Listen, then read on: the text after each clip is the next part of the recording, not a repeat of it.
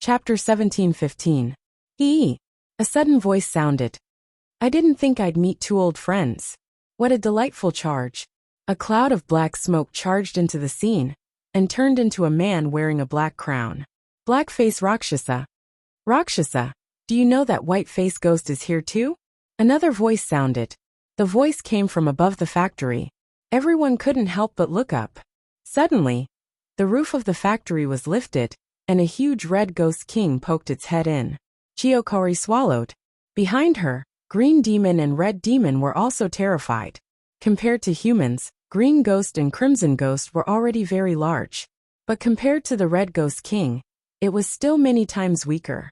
Without a doubt, this Red Ghost King was one of the 4 generals under Tamamo no Mae, the Red Face Ghost King. The current situation was that the 4 great demon generals had gathered, and had all appeared. Haha, I didn't think the 4 of us would reunite under these circumstances.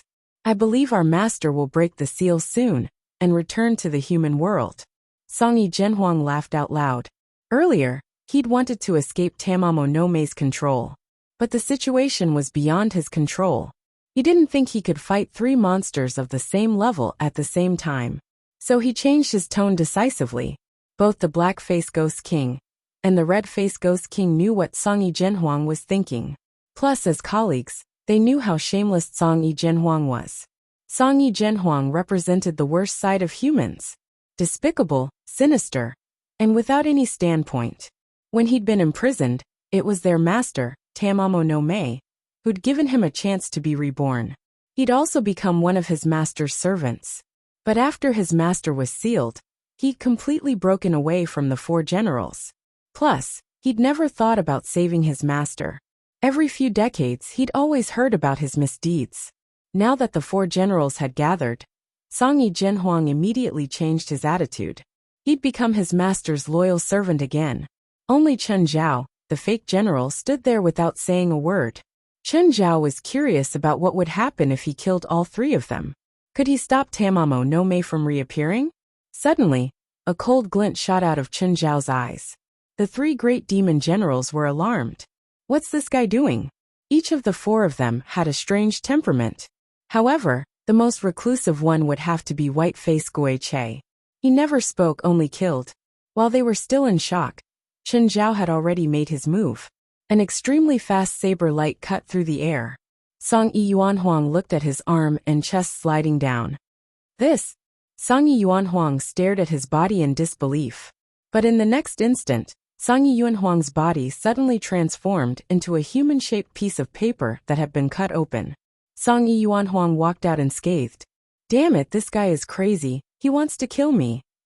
Songyi Yuanhuang roared furiously. Did you all see that? This guy wants to kill me. White-Face Ghost, stop messing around. The black-faced Rakshasa shouted. Just then, Chen Zhao charged at the black-faced demon. Damn it. The black-faced Rakshasa retreated hastily. But no matter how fast he was, he could not be faster than Chen Zhao. Although Chen Zhao was holding the demon knife, he didn't know any of White-Face Ghost's moves. It was just a show. But that didn't mean he didn't know how to fight. Even if he had never fought with a katana. But who didn't know how to cut people with a sword? Chen Zhao slashed across the black-faced Rakshasa's body. The black-faced Rakshasa hurriedly turned into a cloud of black smoke and floated away. Of course, even that didn't mean he was completely unharmed. Chen Zhao didn't like to fight against opponents who could turn into mist, but it didn't mean he couldn't do anything. In fact, the demon knife was effective against enemies who could turn into mist. Even without using immortal power, Chen Zhao could hurt the black-faced Rakshasa with the demon knife. Song Wama, Chiyokori, and Sakurako were all dumbfounded. What was going on? Why did White-Face Ghost turn against him? The black-faced Rakshasa gathered at another location. However, there was a ghastly scar on his chest. Damn it, White-Face Ghost. If you don't explain yourself, I won't go easy on you. The black-faced Rakshasa roared. Chen Zhao didn't say anything. If he did, he would be exposed. Just then, a giant hand descended from the sky, grabbing at Chen Zhao. The red-faced Ghost King attacked. He was more direct than the others. Chen Zhao didn't plan to hold back. Anyway, Chen Zhao had made up his mind. He would leave all 4 of them. No, 3 of them. Roar. The red-faced Ghost King's arm was cut off. Blood splattered everywhere like rain. The Ghost King's blood was like gasoline, burning the moment it landed on the ground.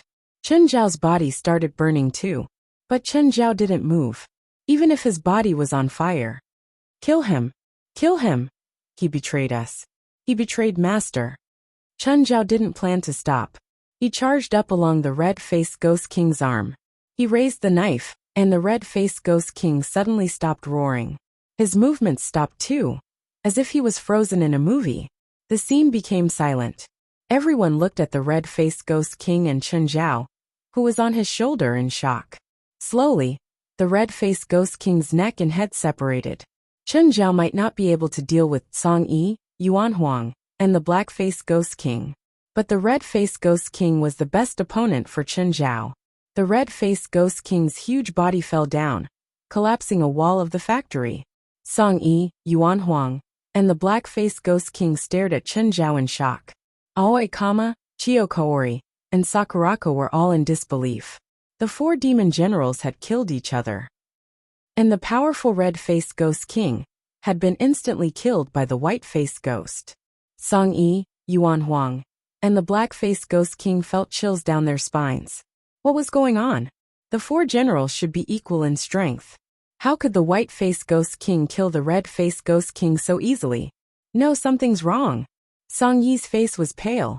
He was different from the other 3 generals. He wasn't a pure demon. He was a half-human half-demon transformed by Tamamo no Mei. Therefore, he still retained the habits of humans, and also retained some of the bad traits of humans. His way of thinking was more like a human's. He vaguely realized that there was something wrong with the white-faced Ghost King. But as for what exactly was wrong, he couldn't tell. The one in front of him was indeed the white-faced Ghost King. There was no fake. But where did this strange feeling come from? Song Yi looked at Chen Zhao. The moment he met Chen Zhao's gaze, he finally understood. The gaze wasn't cold as a knife. It was mockery, disdain, and murderous intent. Chapter 17:16. The white-faced Oni wouldn't have such a look. Because the white-faced Oni was the last of the 4 generals. It wasn't that he was the weakest, but that he was the last to appear. It was a demon blade made by Tamamo no Mei herself with the help of the other 3 generals. Song Yi was also one of the participants. He understood the white-faced Oni. At least he thought so. The white-faced Oni was the most loyal to Tamamo no Mei. He was an emotionless weapon. Any body controlled by the white-faced Oni would also be emotionless. However, Song Yi Yuan Huang saw the emotions in White Mask Guiche's eyes when he came into contact with it. At this moment, Song Yi panicked. He thought of a possibility. A person who could pick up the demon blade wasn't enslaved by the white-faced Oni. This meant that this person was more powerful than the white-faced Oni. He was stronger than any of them. Wait, the white-faced Oni. I'm on your side. I'll kill the black-faced Rakshasa with you. That way, we can completely break free from Tamamo no Mei's control. What do you think? Song Yi Yuan Huang had once again displayed his most shameless side. Chen Zhao looked at Song Yi. He didn't waste any words. Song Yi's face darkened when he saw the blade coming. He used the paper man substitutes again. The paper men substitutes were very useful. They could avoid a fatal attack. But they couldn't be used limitlessly. Not to mention the complicated production process and high price. Using the paper men substitutes required a large amount of mana, and also the pain of each fatal attack. Chen Zhao was prepared for this. The moment Song Yi used the paper men substitutes, Chen Zhao locked onto Song Yi's real body. Chen Zhao swept up a gust of wind. The blade cut through the air like a dragon's roar. But just as Chen Zhao was about to hit Song Yi, suddenly, a figure appeared before Chen Zhao. Duang, the figure smashed heavily toward Chen Zhao. Chen Zhao blocked it with his sword. Then he flicked it upward. His arm was sent flying. Song Yi's Shikigami appeared in front of him. It was an 8-armed King Kong made entirely out of metal. Everyone sucked in a breath of cold air. Even Chen Zhao's eyeballs almost fell out of their sockets. Is this a joke? What is this? Spirit-branded retainer or Gundam? Apart from the arm that was chopped off by Chen Zhao, the other 7 arms of the King Kong were all holding Gatling guns, and its body was covered in bullets. Moreover, The machine guns in its hands were obviously specially made. Each gun had a very large caliber. Black-faced Rakshasa. This guy clearly wants to kill us all. If you still hesitate, we'll all die here today. When that happens, you won't even have the chance to serve Tamamo no Mei, Song Yi Zhenhuang said.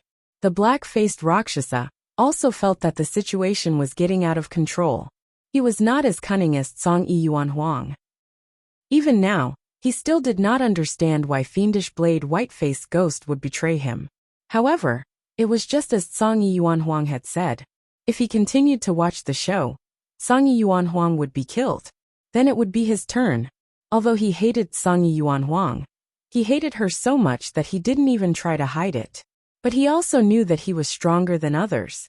The black-faced Rakshasa's body floated up, his arms spread wide. At this time, the moon and the stars were completely covered. Most of Tokyo was shrouded in dark clouds. At the center of the dark clouds was the black-faced Rakshasa. He sucked in big mouthfuls of dark clouds. The dark clouds were actually the negative emotions of the people in the area. Right now, the black-faced Rakshasa was absorbing the negative emotions of millions of people. Chen Zhao narrowed his eyes. This black-faced Rakshasa should be half a step into the Shangqing state. Among the 4 generals of Tamamo no Mei, this guy should be the strongest. With every negative emotion he absorbed, the black-faced Rakshasa's power increased. Chio Keiru and Sakurako felt as if a heavy stone was pressing down on their hearts. This battle was no longer something they could participate in. Chen Zhao looked at the black-faced Rakshasa, then at Song Yi Yuanhuang. Killed Song Yi Yuanhuang first. One had to admit that Song Yi Yuanhuang's Shikigami was an eye-opener for Chen Zhao. The 8-armed King Kong, which was a mixture of science and magic, was indeed refreshing. However, that was all. The blade in Chen Zhao's hand flashed. Ta ta ta, 7 Gatling guns fired wildly at Chen Zhao. Chen Zhao neither dodged nor evaded. He swung his blade from bottom to top. When the blade slashed across the ground, sparks flew and a ghastly scar was left on the ground. However, the blade wasn't obstructed. Instead, it carried an even fiercer and colder killing intent. Hiss! The 8-armed King Kong's arm, gun and body were instantly cut off. Oh no! Song Yi Yuanhuang was shocked. He didn't expect his Shikigami to be so useless before Chen Zhao. He thought that even if Chen Zhao faced an enemy much stronger than him, the 8 Gatling guns would still be a huge problem. 8 Gatling guns could also bring great trouble to the enemy, and it was not impossible for them to kill enemies that were stronger than themselves. Moreover, the 8-armed King Kong's body was made of titanium alloy. It was almost indestructible. Alas, dreams were beautiful, but reality was cruel. Before Chen Zhao, the 8-armed King Kong couldn't unleash its combat power. Chen Zhao didn't stop. He continued slashing at Song Yi Yuanhuang. Substitute. Seeing that Chen Zhao wasn't far away, Song Yi Yuanhuang could only activate the Paperman substitute again. But this time, Chen Zhao exploded with even greater speed. He was more than 10 times faster than before. Before Song Yi Yuanhuang could activate the Paperman substitute, Chen Zhao had already slashed his neck. The demon blade in Chen Zhao's hand brushed through the air at high speed. It was already red like a soldering iron.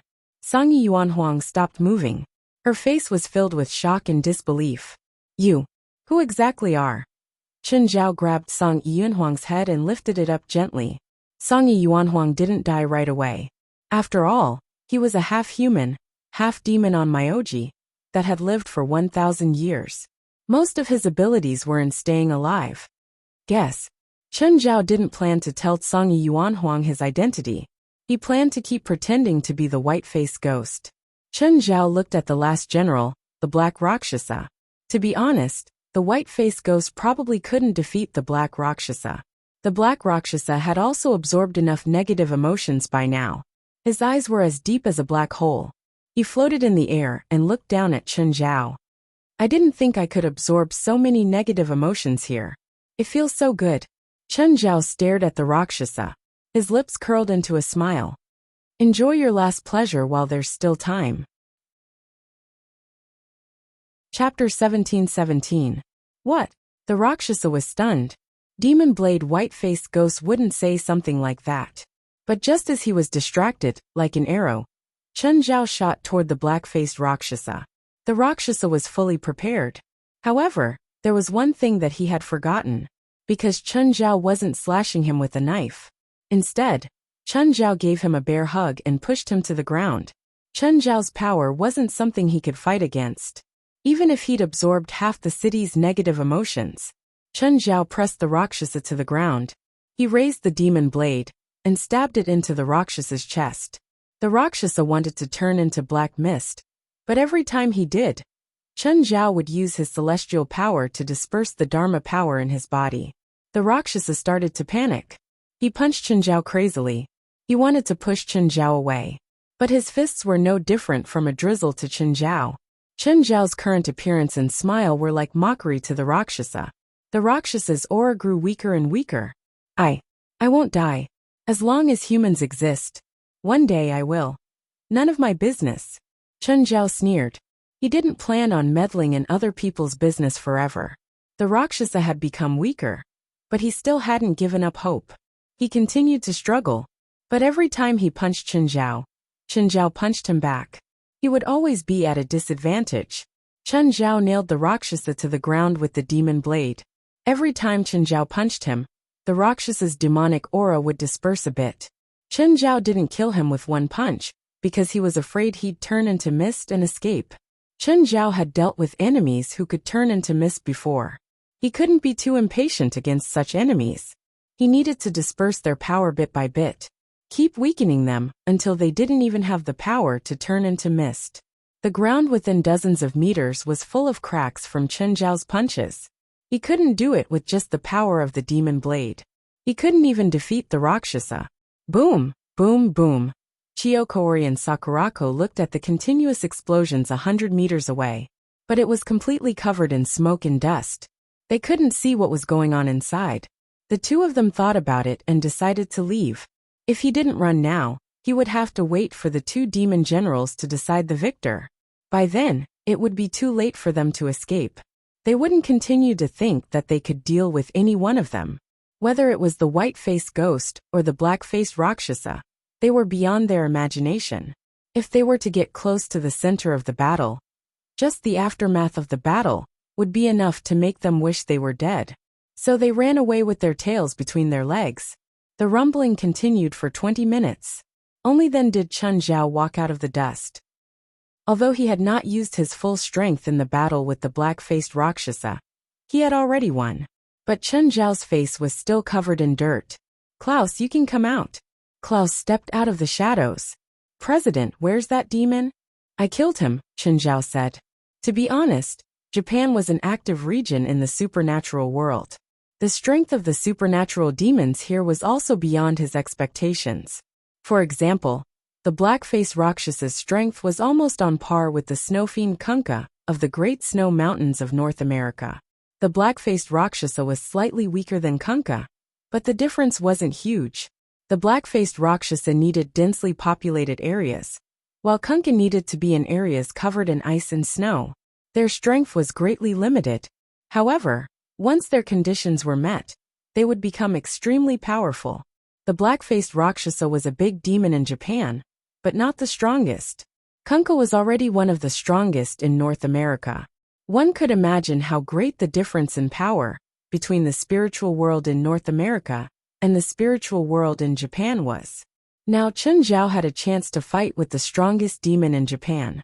Chen Zhao couldn't help but guess that the Japanese's supernatural world was already so powerful. In that case, just how powerful would the Huaxia region's supernatural world be? And how powerful would the top Chinese supernatural world be? He had to find a chance to ask Zhang Tianyi, President, can you fly me back? No, the city is too eye-catching. This place was far from the city, but it was still densely populated. Their battle just now had already attracted attention. There were already police cars moving in their direction. If he really flew back to the hotel with Klaus, they would probably be monitored by the government. Just then, police sirens could be heard in the distance. The two spent an hour returning to the hotel. As soon as they entered, Chen Zhao and Klaus paused at the same time. President. Yeah, you noticed too, right? Is it those two rats? Chen Zhao could only notice them because of the perception of the small world. But Klaus was different. He relied on his awareness and the few traces he had. This was his super battle awareness that he'd trained in countless battles. Let's go upstairs first. Don't fight here. They can't hide from my senses. Song, are you sure the person with the demon knife is that man? Yes, my nose is very sensitive. It's at least 100 times better than yours. He won't kill us, right? We've killed many people. I don't know, but he's our only chance. The two rats followed Chun Zhao and Klaus into the hotel. Using his scent, they found Chun Zhao's floor.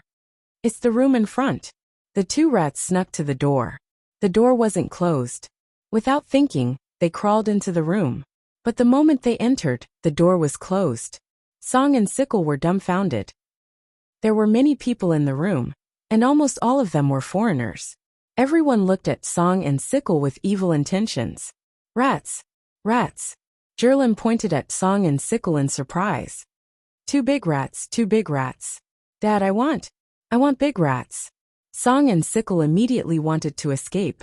But the next moment, a large net fell over their heads. Song and Sickle were dragged to the center of the crowd. Song and Sickle hugged each other in fear, trembling. Fei Lai glanced at Chun Zhao and whispered, "You can't keep rats in the house." Fei Lai likes small animals, but she couldn't like all of them. For example, she couldn't feel anything for the two rats. Gaia lifted the net and studied them closely. Chun, do they have some disease? In the Western view, rats were unclean. Jerlin jumped up, trying to grab Song and Sickle who were in the air. Squeak, squeak, Song and Sickle looked fierce. Chun Zhao reached out and grabbed the two rats in the net. You better keep your claws. If you bite my daughter, I'll skin you. Oh, I'm Chinese. Have you heard that we Chinese can eat any species until they're endangered? Chapter 17-18. Song retracted his claws and fangs decisively. Tell me, why are you following us? Do you want to attack us? Chun Zhao stared at the two monsters with a cold expression. It wasn't that they were weak. Itachi was a rather famous monster in Japanese mythology. He wasn't that weak either. However, they were short of one. Moreover, they were facing a large group of people. Their aura was extremely weak. They had no other choice but to pretend to be pitiful. We want to borrow your demon knife. Song looked at Chun Zhao, trembling. Borrow? Are you that elegant? Are you planning to steal or rob? Chun Zhao had seen them kill and rob on the streets. They didn't show mercy at all. Of course, Chun Zhao couldn't be bothered to argue with them. This was Japan anyway. It had nothing to do with him. Unless it was like now plotting against him. Otherwise, he wouldn't care at all. Japan's spirit world was different from North America's. The Japanese mainly dealt with monsters by suppressing or purifying them. To them, it didn't matter how many people a monster killed. The more ferocious a demon was, the more merit one would gain if they were purified. North America was mostly dominated by evil spirits. There would be some disturbances from other monsters or magical beasts. Furthermore, as long as it was an evil spirit or a magical beast that had taken human life, it would basically be hard for it to escape death. The two regions had different standards. Of course, it was also because they had different views. So Chun Zhao didn't care how many people these two monsters killed. In Japan, there were no monsters that didn't kill people. The only difference was how many or how few they killed. Otherwise, they would be the kind that couldn't even beat normal people. What do you want the demon knife for? Are you going to start a massacre? It wasn't that Chun Zhao looked down on them. With their strength, let alone the fact that they would be controlled by the demon blade if they took it. Even if they could maintain their sense of self, they wouldn't be able to cause much trouble. In less than half a day, they would be suppressed. Especially since this was Tokyo, the place with the most spiritualists and supernatural organizations. No, we want to use the demon knife to find our brother Yao. What does finding your brother have to do with stealing the demon knife? Every bewitching blade has a special ability, hunt. Song said. As long as it is stained with the blood of the prey, even if the prey escapes to the ends of the earth, the demon blade will still be able to find it. Do you have your brother's blood? Yes. Chun Zhao rubbed his chin. What do I get out of helping you find your brother? Our brother has medicine. He has a medicine pouch. The medicine in that medicine pouch can quickly heal external injuries. As long as it's not the head or a vital point, it can instantly heal any cuts or external injuries, Sickle said. Chen Zhao sank into deep thought. The medicine didn't seem to be effective on him. However, he thought about his family and the people in the association. This medicine was very useful to them. After all, everyone had an emergency. Are you sure your brother is still alive? Of course, we 3 brothers are of the same origin. If the medicine dies, we won't be able to live either. The 2 brothers were so anxious to save the medicine. It was not just because of their brotherhood. At the same time, the 3 brothers' lives were tied together. If one of them died, the other 2 would die as well. The weasel sickle race was like this. They had a litter of 3 brothers. They came from the same origin and entrusted their lives to each other. Thus, the weasel sickle race had always been protective of their kin. Sure, I'll help you. Chen Zhao agreed readily after a short moment of consideration. Just then, Portia pushed the door open and saw more than 20 people in the room. Chen Zhao also had 2 rats in his hands. Ah, rats! These guys are so boring. Gaia walked up and put her arm around Portia's shoulder. I caught 2 rats and they're having so much fun. Let's go to another room. Portia hurriedly followed Gaia out of the room. Are all Japanese rats this big? Portia asked with lingering fear. Such a big rat was definitely a big shock to her. She thought about the size of the 2 rats. She felt that she would have nightmares tonight. No, I can't feel it at all. Chen Zhao shook his head. He smeared Weasel Sickle's blood on it, but he couldn't feel the existence of the medicine or his location. But it couldn't be helped. After all, Chen Zhao wasn't controlled by the demon blade. Of course, he couldn't enjoy the power it gave him. To Chen Zhao, the demon blade had no other use other than being sharper than regular weapons. Let me try, West said at that moment. West, the demon blade can control people. Are you sure? Chen Zhao looked at West hesitantly. He didn't want one of them to take such a risk to save a monster. President, I'm confident, West said. President, I can cast a soul light on West to protect his consciousness from being eroded, Moraz said. I have a soul pendant here, Ruan Faxben said. It can also prevent consciousness from being eroded. He was rather interested in this deal. He was mainly interested in the medicine pouch. If he got it, he could use it for research. Okay. Cast a spell on West first, and hang the soul pendant on him too, Chen Zhao said. West, if I find anything wrong with you, don't blame me for knocking you out. Yes, I know. West nodded slightly. After Moraz cast a spell on West, Ruan Faxben took out the soul pendant and put it on. Chen Zhao shielded Fei Lai, Jerlin and Larissa behind him. Chen Zhao protected Fei Lai, Jerlin and Larissa behind him. He didn't want anything to happen to his family. The moment West took the demon blade, his body turned into a warrior. West's body instantly turned into a warrior, releasing a red demonic aura. Everyone stared at West warily. After all, they weren't sure if West could keep his mind. West, how are you now? West opened his eyes silently and turned to Chen Zhao. I'm fine. The demon blade didn't affect my mind. Chen Zhao realized that West's reaction was much smaller than he'd imagined. He felt that even without the soul pendant in Moraz's spell, West could probably resist the demon blade's control. Chen Zhao didn't expect West to be so mentally strong. Can you feel where the medicine is? West wiped the blood on the demon blade and sniffed it. Then he nodded. Yes. Great, where is he? Where is he now? Song and Sickle asked impatiently. Chapter 17-19. Chen Zhao followed West, as did Scythe and Song. West, you don't seem to need external protection, Chen Zhao said curiously. You're still immune to the demon's control.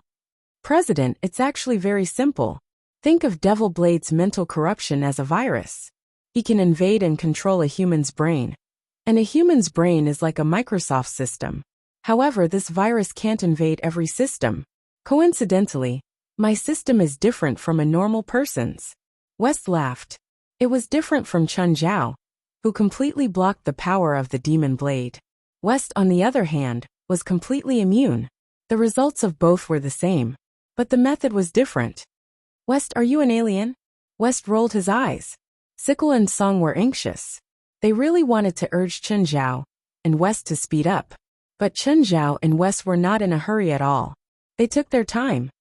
Oh right, why did that Song Yuan Huang ask you guys to rob for him?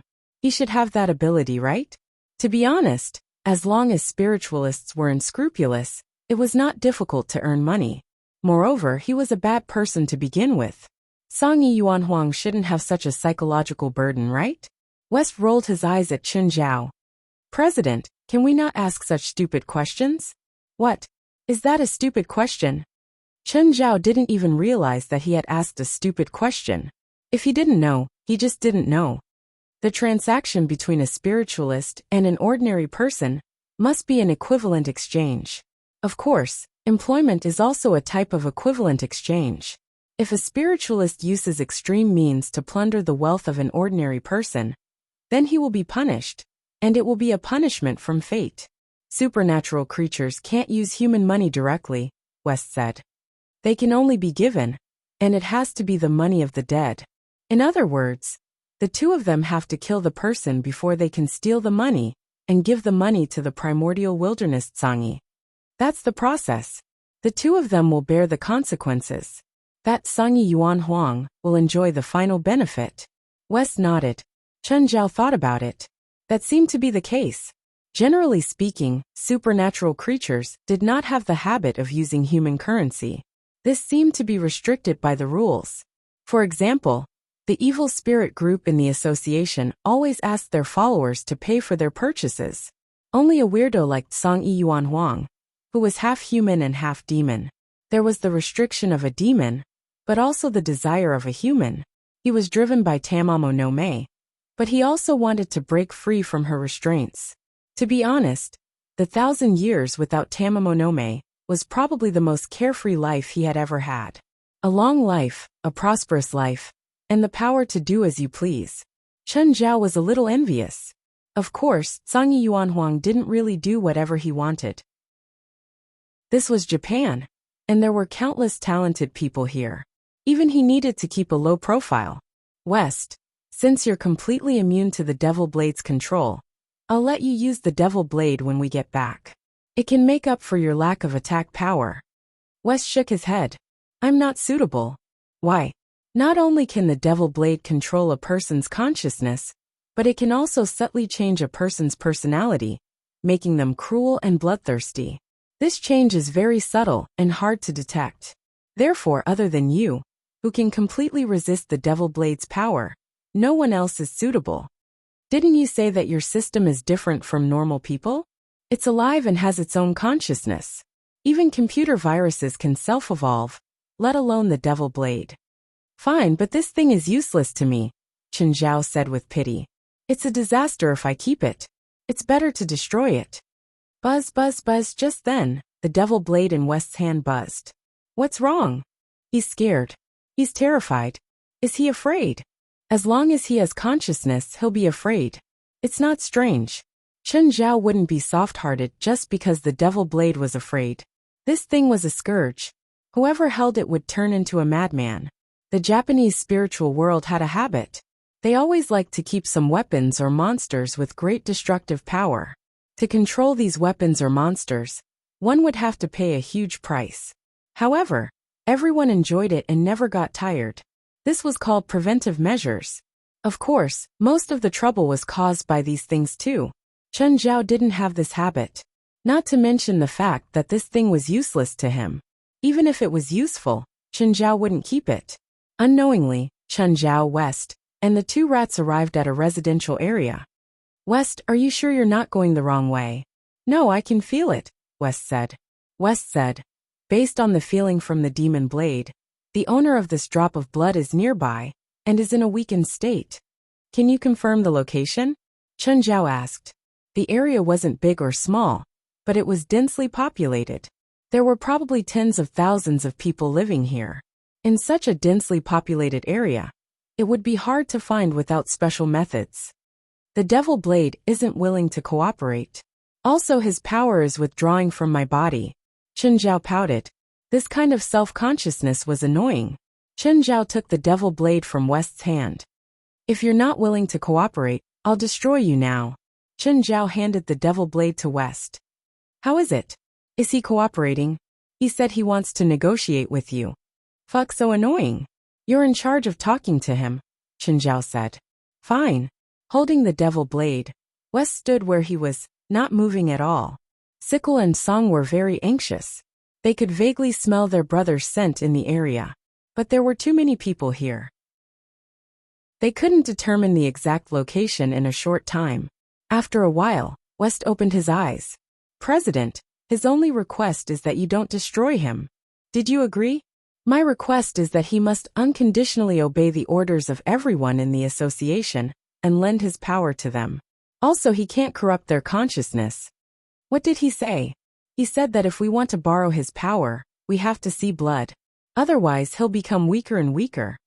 Devil blades all had the ability to kill. This was how they existed for a long time. The more they killed, the stronger they became. For example, Chen Zhao had used it twice before without killing. The devil blade was consuming its own power. If this went on, it would become an ordinary blade. Divine Emperor of the Nine Heavens. Chapter 1720. This meant that he might not be able to use the demon knife in most battles. After all, there might not be blood in many battles, especially battles between spiritualists. Most of the time, they wouldn't stop until one of them was dead. For example, Chen Zhao's few conflicts with the psionic ability team had all stopped at the right time. We'll end the negotiation here, Chen Zhao threatened. But you have to cooperate with us to find the medicine first. Otherwise, I'll kill you right now. President, he's starting to guide us. Hikari and Kama were naturally the happiest. They didn't care about the demon knife. They only cared about their brother. It's here. I can feel it. Your brother's medicine is upstairs. 2 people and 2 mice stopped in front of a 5-story apartment. It was obviously a cheap apartment. It was specially provided for low-income people. Many families with low incomes, even families of 4 or 5 people, were squeezed into a small apartment of 20 to 30 square meters. This kind of cheap apartment was very common in Japan, especially in Tokyo. Can you accurately sense which floor it's on? Search 1 floor at a time. After a while, they arrived at the 5th floor. It should be on this floor, West said. The smell here is the strongest. I can smell the medicine too. The 2 mice didn't wait for West to lead the way. They ran up first. It's here. The 2 mice stopped before a door. You 2 hide first. West put away the demon knife. Chen Zhao had the 2 mice hide, because he could sense that there were only 2 people in the room. One of them had some spiritual power, while the other was a normal person. Of course, Chen Zhao also smelled the medicine. Knock, knock, knock. Who is it? Just then the door opened. The moment Chiyo opened the door, she fell to the ground in fear.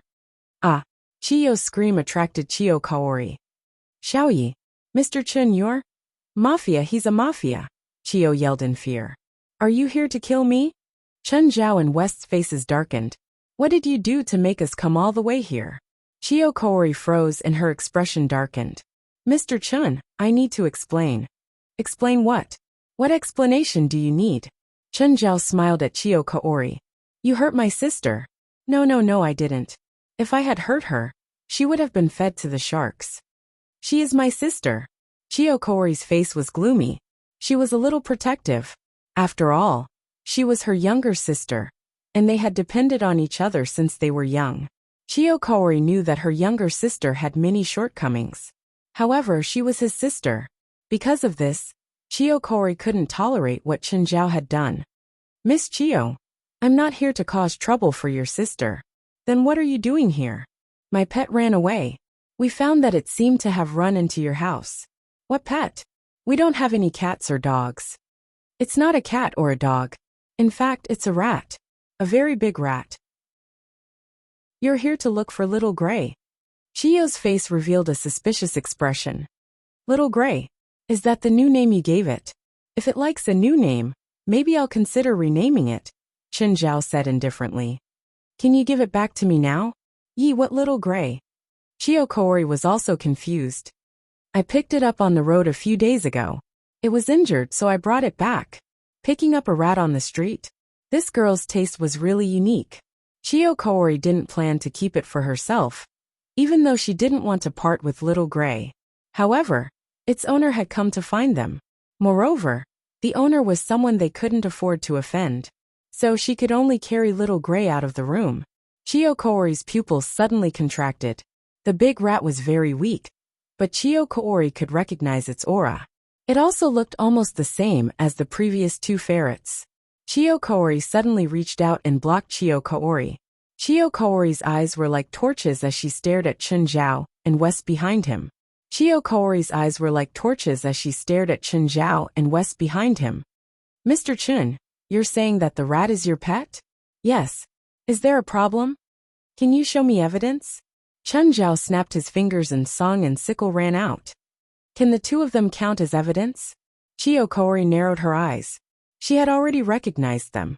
These two mice were the ones that he had encountered in the abandoned factory.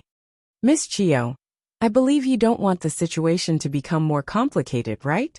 Give little Gray back to me and I'll leave. Chiyo Kaori's expression darkened. She'd appeared gentle and introverted before. In reality, the real Chiyo Kaori was an extremely proud person. I can take it away, but you have to at least give me the right to see you. Your sister is an ordinary person. Are you sure you want her to know your identity? Chun Zhao asked. You already knew my identity? Chiyo Kaori furrowed her brows. This wasn't a good feeling. She'd thought that she'd hidden it well. No one had ever been able to find out her identity before she took the initiative to reveal it. But Chun Zhao had clearly broken this norm. Chiyo Kaori was confused.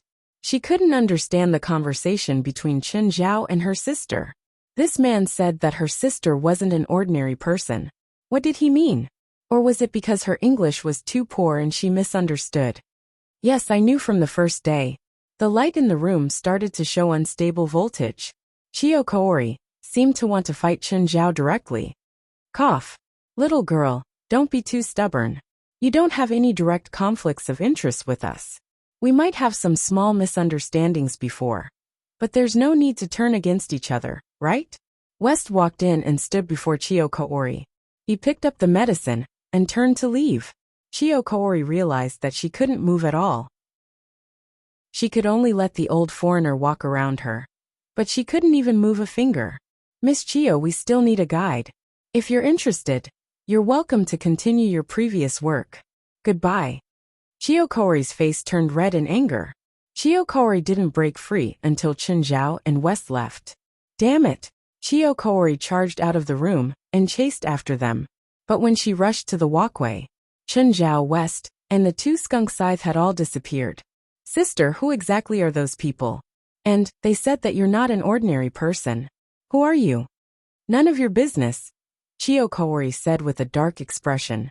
She didn't want her sister to get involved in supernatural events. 9 Heavens Divine Emperor. Chapter 1721. After walking around that night, Chun Zhao felt the presence of monsters around him at least 10 times. He didn't know how chaotic Tokyo was right now, but he was sure that the government's head was about to explode. After returning to the hotel, Chun Zhao looked at Song and Sickle. I saved your brother. Where's the thing you promised me? Give it to me. Yao is still unconscious. The pouch is in his stomach. We can only take it out after he wakes up. Chun Zhao's face darkened. How big was the pouch? It was actually in his stomach. Wes, keep an eye on them. Don't let them escape. Yes, I'll have more watch them. Wes was also an old fox. It was better to let others do this. But he didn't have to watch them too closely. It was not an exaggeration to say that it was chaotic outside. The 3 of them weren't strong, but they weren't weak either. But they were afraid that someone would target them. It would be fine if it was a human. At worst, they would be captured and used as a shikigami. Or they would be sealed. But if they were targeted by monsters, they might even be treated as snacks. Dad, where's the rat? Where's the big rat? Jerlin ran in again. Feilai followed behind, clearly not looking good. She was afraid of rats and hated them. Don't ask why. Jerlin had already run to Song and Sickle. She reached out to pull their tails. She didn't know what fear was. To Jerlin, she could play with all the big pets in the house. Rats could too. Standing beside Chun Zhao, Feilai whispered. If Jerlin says she wants to keep them, just kill them secretly. Anyway, they can't appear in our house. Song and Sickle shuddered. They were monsters. They'd heard Feilai's voice. Chunjiao kicked rhizome and sickle. You understand English? We're over 300 years old. 3 of us is 900 years old. What one of us learns, the other can learn too. We have a few master's degrees alone. Do you think English is a problem for us? What are you so arrogant about? Chunjiao sneered. I'll sacrifice you to the demon knife. Song and sickle stopped talking. Chunjiao's fist was bigger. Song, sickle, and Yao were placed in an empty room. Little Jerlin didn't mind it at all. However, most of the people in the association couldn't stand living under the same roof as rats. Fei Lai usually gave Jerlin the impression that she was a loving mother, but when it came to rats, Jerlin couldn't help it. She, on the other hand, acted out of character. In any case, she did not allow little Jerlin to keep mice. Greenwood Plains Suicide Forest. Although this place was originally the world's holy land for suicide, however, there were still a small number of tourist groups that treated this place as a tourist attraction. But now this place was completely off limits. Since 2 months ago, this place had been shrouded in mist. Several tourist groups had disappeared in the forest because of this. In fact, the forest of the Greenwood Plains had been completely surrounded. All the shrines had sent their elites to set up enchantments here. The Tokyo Grand Shrine's encampment was to the southeast of Aoki Plains Forest. 30 spiritualists set up a barrier here. The leader was a girl who looked like a high school student. In fact, she was a high school student and a candidate for the Grand Shrine of Tokyo. Nagasaka Reiko, the daughter of the monk Seiwa. She was also the granddaughter of Yoko Shirai. In Japan, most of the shrines were managed and passed down through the family inheritance method. Of course, normally, the shaman and the abbot were the leaders. One was in charge of internal affairs, while the other was in charge of external affairs. However, the two belonged to 2 completely different priesthood systems. One was Shinto, mainly serving the Tianjin gods, who were led by the Amaterasu great god. The other was Buddhist, of course, serving the Buddha. However, this kind of combination wasn't rare in Japanese shrines. Although there were religious conflicts in Japan, they weren't fierce. They would even merge with each other. The Tokyo Grand Shrine wasn't an exception. The shamans were like the spokespersons of God. So most of the time, their words represented the will of God. Some shrines' shamans were specific. In order to maintain the purity of the bloodline, they would use intermarriage within the clan to give birth. Just like the Japanese royal family. The royal family in the past used intermarriage within the clan to ensure the purity of the bloodline. The Tokyo Grand Shrine didn't have such a requirement. For example, the current shaman, Yoko Shirai, was an outsider. However, Yoko Shirai herself was an extremely powerful spiritualist. Plus, she had an illustrious background and was also Zhang Tianyi's student. To put it bluntly, she was equivalent to returning from studying in the spiritual world. Therefore, it was only natural for her to marry into Changban and take over the position of shaman. Damn it, the miasma is expanding outward again. Nagasaka Reiko cursed. Retreat 1 kilometer. Although they had set up a barrier here to prevent the spread of the miasma, but the effect was not obvious. Miss, the miasma is growing especially fast this time. I'm afraid 1 kilometer is not enough. We have to retreat at least 5 kilometers. The one who spoke was Nagasaka Reiko's henchman. Every generation of shamans had their own henchmen and followers. It was similar to the change of government. Those in power would have their own leadership team. Of course, to subdue henchmen and followers, one needed enough ability and personal charm. Then retreat 5 kilometers. Nagasaka Reiko said with an ugly expression. By the way, report the situation here to Grandma. At this moment, there was a sudden commotion in front of them. What's going on? A group of monsters wants to break through our line of defense and enter the miasma. Damn bastards, destroy them all for me. Nagasaka Reiko had a fiery temper, and she was in a depressed mood. Just like in human society, there was also worship among monsters. There were always some monsters who felt that the appearance of Tamamo no Mae could change the situation of monsters. Therefore, they couldn't wait to pledge their loyalty to her. This was not the first group of monsters. Before this, there were several groups of monsters who also had the same idea. At this moment, a bird monster in the sky rushed into the mist. Not long after the bird monster disappeared into the miasma, a miserable scream was heard. A bunch of idiots, Nagasaka Reiko said with a black face. These monsters also couldn't escape the misfortune of entering the miasma. They thought that they could hug the thigh, but in fact, they would only become nourishment for the stone of slaughter. Would Tamamo no Mae care about the loyalty of these ants? Obviously not. To him, these weak little monsters were no different from humans in essence. At this time, the miasma spread out a bit more. Nagasaka Reiko quickly retreated with her people. If they also fell into the miasma, it would be very troublesome. There was only one person who could freely enter and exit the miasma, Zhang Tianyi. 9 Heavens Divine Emperor. Chapter 1722. Early in the morning, Chen Zhao did not expect Zhang Tianyi to come at this time. Chen Zhao. Zhang Tianyi looked at the sumptuous breakfast before him, and his face darkened. Is this what you eat every day? More accurately, it's breakfast. Last night, we found 3 corpses in the suburbs. They were all powerful monsters, and confirmed to be 3 of Tamamo no Mae's 4 generals. Zhang Tianyi looked at Chen Zhao. You did it? Yes. Didn't you say that killing the 4 generals could stop Tamamo no Mae from appearing? They happened to be together.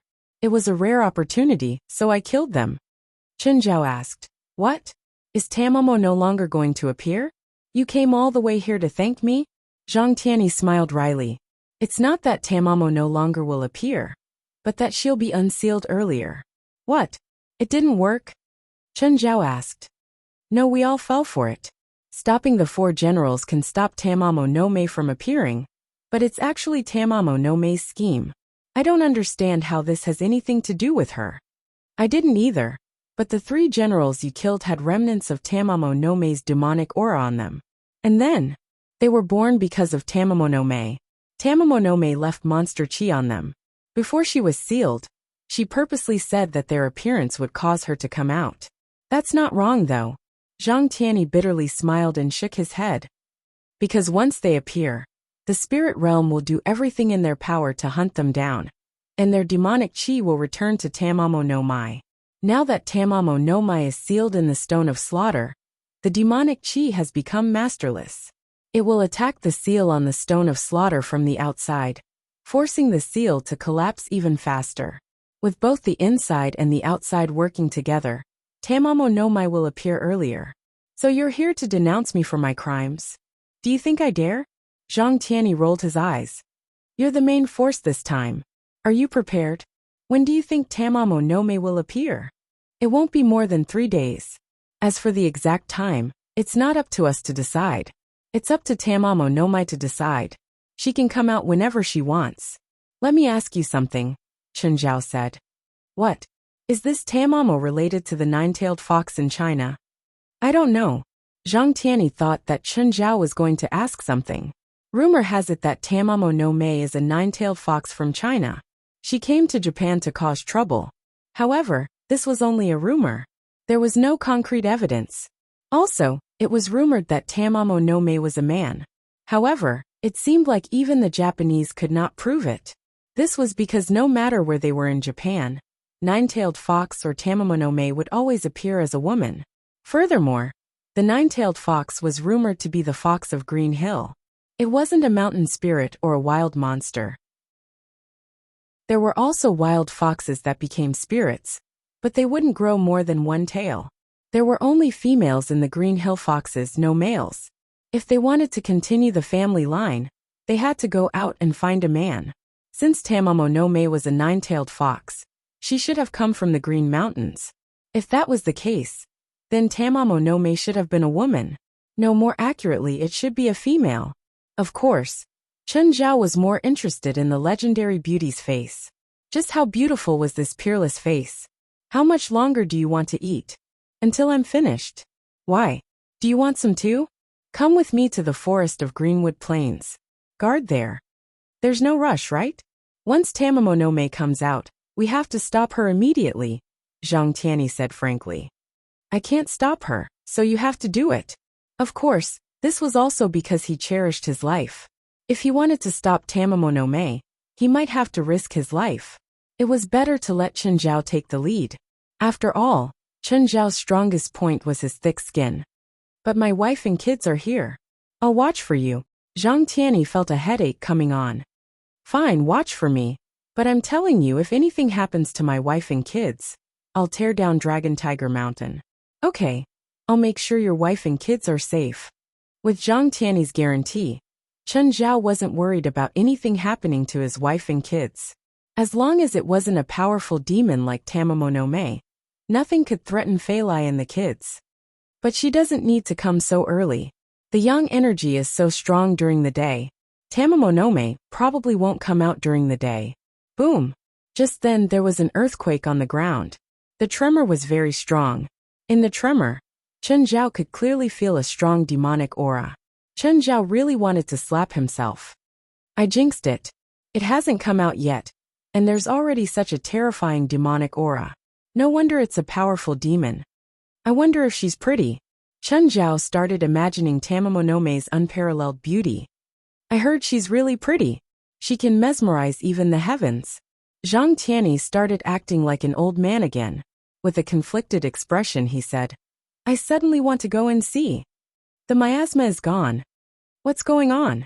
Why is the miasma gone? I don't know. During the earthquake, the miasma retreated a few kilometers. Nagasaka Reiko's expression was serious. I'm afraid that thing is going to come out. Just then a group of people came from behind. Most of them were monk soldiers. Some of them were dressed like witches. The ones in the lead were Hikari Yoko and Holy Harmony. Grandma, father, why are you here? That thing is going to appear. How can we not come? Hikari Yoko said seriously. Grandma, is Tamamo no Mei really going to appear? Nagasaka Reiko's expression was complicated. It was hard to tell whether it was excitement or fear. No matter how terrifying Tamamo no Mei was, she was still a legendary existence. But now, they were about to witness history, an existence that only existed in history and legends. At this moment, another strong earthquake occurred on the ground. On Mount Fuji in the distance, the snow on the top of the mountain caused the rocks to tumble down. Very soon, it became a landslide. An even stronger demonic aura emanated from the forest of the Greenwood Plains. At the same time, the miasma shrunk again. However, in the area that had been covered by the miasma, the leaves had withered. There was no vitality at all. Another group of people came from behind, but they weren't from the shrine. They weren't even Japanese. Instead, they were spiritualists from other countries. There were quite a few of them too. Judging from their skin and hair color, they could form a United Nations. Ms. Yoko, hello. One of the older priests walked over. He seemed to know Hikari Yoko. Father Oker, you're here. Hikari Yoko called out in surprise and joy. Although this place isn't illuminated by the Lord's light, the lambs here also enjoy the Lord's glory. They can't be blasphemed by evil. Father Oker's words sounded more like a missionary. Those who didn't know might even think that he was a devout priest. In truth, Father Oker had already been expelled from the headquarters due to his presumptuous contact with heretical magic. 9 Heavens God Emperor. Chapter 1723. Although the Church was also one of the 3 major religions in this world, they were more resistant to foreign religions. They felt that other religions were all heresy, and that other gods were all evil gods. Father Oker was, of course, a staunch shepherd of the Lord. However, he felt that the magic or spells of other religions had their merits. Simply put, Father Oker was a believer of God, but not a believer of the Church. When it came to upholding justice, he was almost impeccable. For example, this time, the seal on the Japanese Rock of Slaughter had loosened. He directly brought people to help. Although the Japanese spiritual world had already sent out a request for help to the entire world. But Father Oker came purely on his own accord. Not long after, another group of spiritualists arrived. This time, all of them had blonde hair and blue eyes. Vestana rubbed her nose. The place was filled with an unpleasant smell. She smelled demonic aura. Even though she wasn't a spiritualist, she still smelled demonic aura. The demonic aura here was so thick that even ordinary people could smell it. She and the psionic team already saw a large group of spiritualists in front of them. However, they didn't go up to greet them. This was her first time leading a team on a mission abroad. However, as soon as they arrived in Japan, the Japanese spiritual world sent out a request for help. This forced them to change their plans. Of course, this time in Japan, Vestana also realized the difference between a spiritual desert and a spiritual peak. During the first 2 days of her arrival, she was still somewhat proud. Then, she found a few Japanese spiritual organizations and communicated with them. The process was quite pleasant. After all, the Japanese paranormal organizations had treated them warmly after receiving the money. However, they didn't want to be treated warmly. They wanted to communicate. Of course, it wasn't that there was no communication at all. However, through this communication, Vestana felt similar to the feelings of the Chinese football fans. The other party also pointed out their shortcomings. For example, the members of the psionic team were too simple. Their individual strength couldn't be said to be very weak. They could only be considered average. However, when they teamed up for battle, their cooperation was almost non-existent. If it was a one-on-one battle, they could still fight back and forth. They could win 2 or 3 out of 10 battles. However, if it was a team battle, it was simply unsightly. The other party won almost every battle with an absolute advantage. They even won with 0 casualties. Vestana made up her mind to look for an Eastern instructor when she returned. With enough money, he would definitely be able to find a powerful instructor. Dongfang. Miss Vestana, the man in front seems to be waving at us, Fritz said. Vestana looked ahead and saw a man dressed like a priest waving at them from the crowd in front of them. Vestana stepped forward and greeted the priest. Hello, how can I help you? You're an ordinary person? Or are you so strong that I can no longer tell how strong you are? Father Ochre asked. Hello, Father, I am an ordinary person. Ordinary people? All right, call your men over. Father Oak said. He did not ask why a normal person like Vestana would join in the fun. Everyone has their own reasons. He would not interfere with other people's decisions. Call my people over? What for? Little girl, Father Ochre has the reputation of being the #1 saint in Northern Europe. He called your people over to give them blessings, Ryoko said. Oh, please wait a moment. Vestana called the psionic team over. All of you, stand over there and gather together. Father Ochre ordered the psionic team members to stand together with the people from Tokyo Grand Shrine. After the two sides stood together, Father Ochre activated his magic. Holy light.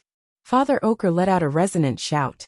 In an instant, a ball of holy energy appeared above the heads of the dozens of people. The holy light enveloped everyone, and everyone felt their bodies were filled with power. Even Vestana felt her body was filled with power, and her spirit was at its peak. Miss Yoko, do you want a blessing? No need for that. You should save your mana for a direct confrontation with Tamamo no Mae, Ryoko said. The two of them were evenly matched.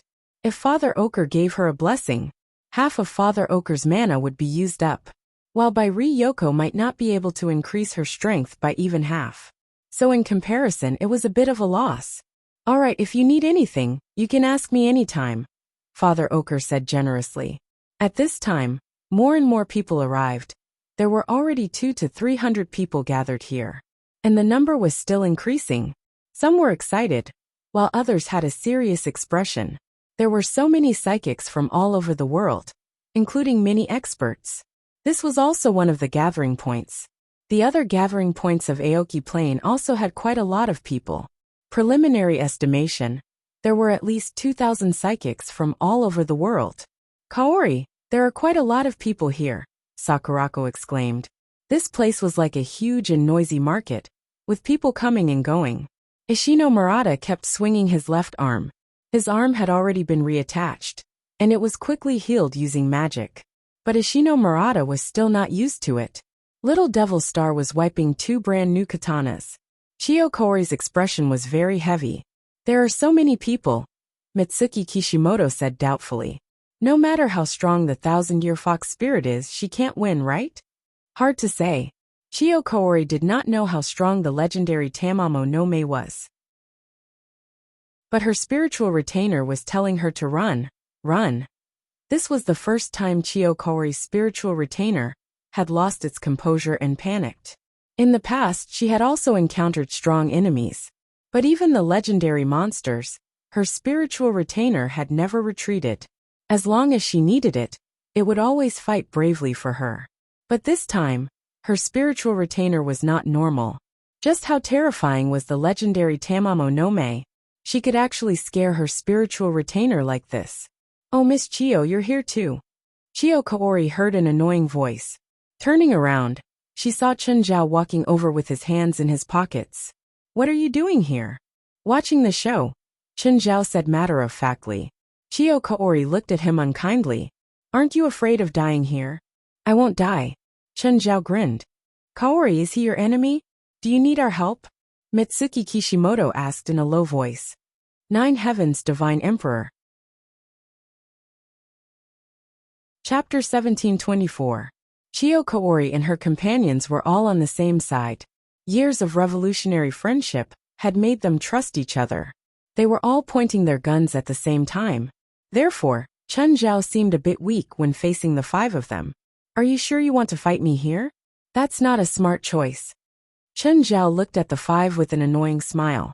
"It doesn't take much effort to take care of you." Little Devil had already taken out a pair of katanas. "Mr. Chun, do you need help?" Westana walked over with her people. Of course, she wasn't here to help Chen Zhao. She was here to watch the show. She didn't know how strong these Japanese spiritualists were. It would be great if they could teach Chen Zhao an unforgettable lesson. However, she had clearly underestimated Chen Zhao's shamelessness. "Of course. I'm glad you came to help me. Thank you so much. I'll leave them to you," Chen Zhao said decisively. Westana and the members of the psionic ability team were all unhappy. Very unhappy. Rumble. Just then there was another earthquake. This time, it was much stronger than before. Many people couldn't stand still. To the Japanese, they had long since gotten used to this feeling of being shaken at the slightest provocation. But foreigners might not be used to it. The miasma had shrunk even more. The demonic aura in the air was much thicker. However, this earthquake gave Vestana an excuse to get away.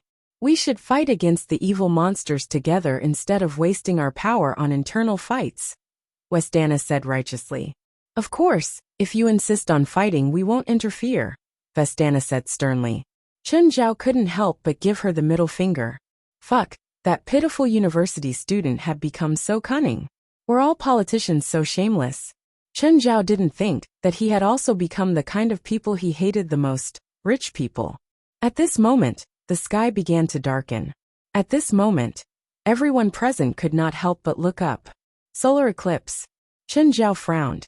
Was this a coincidence? No matter how strong Tamamo was, she couldn't change the trajectory of the celestial bodies. If she was really strong enough to change the stars, then Chen Zhao had to admit that he lost. In that case, he had to admit that he had lost. The probability of people seeing a total solar eclipse was much lower than a lunar eclipse. The lunar eclipse could be seen by half of the people on Earth. However, because the moon blocked the sun during a total solar eclipse, the moon's shadow was visible during a total solar eclipse. Through the moon's shadow, it was reflected on Earth with a diameter of more than 100 kilometers. In other words, when a solar eclipse occurs, only people within a radius of more than 100 kilometers will be able to see the total solar eclipse. People outside this area could only see a partial solar eclipse at most.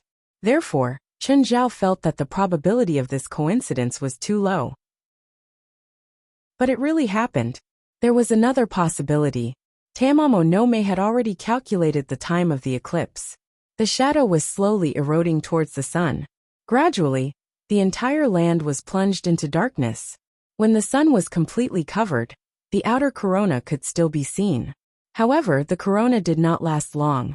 The moment the shadow completely enveloped the corona, true darkness descended.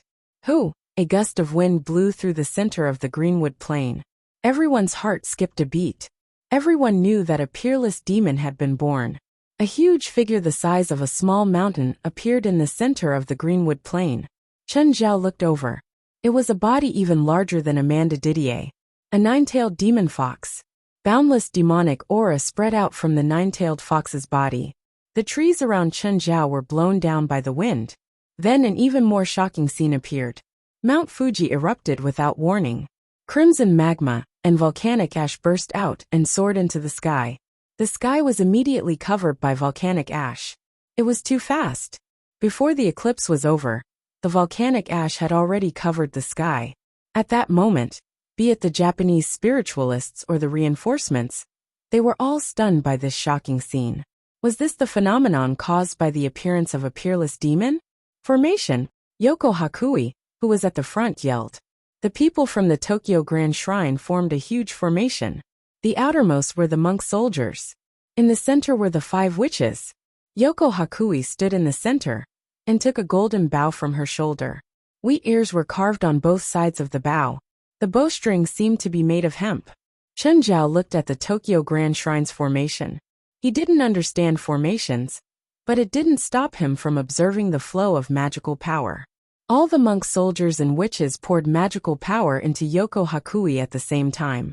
Yoko Hakui slowly pulled the bowstring. There were no arrows on the bowstring. However, Hakui Yoko had condensed the purest mana into a golden arrow. Just then, the huge 9-tailed fox noticed the commotion. But he didn't stop it.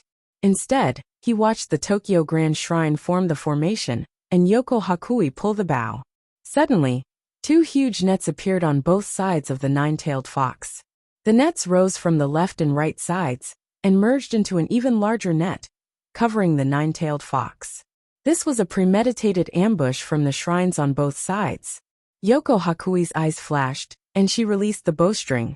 The golden arrow turned into a beam of light, and shot toward the 9-tailed fox. Whoosh! Wherever the golden arrow passed, the forest was split open. That was an indescribable arrow that carried with it a mighty force that could destroy anything.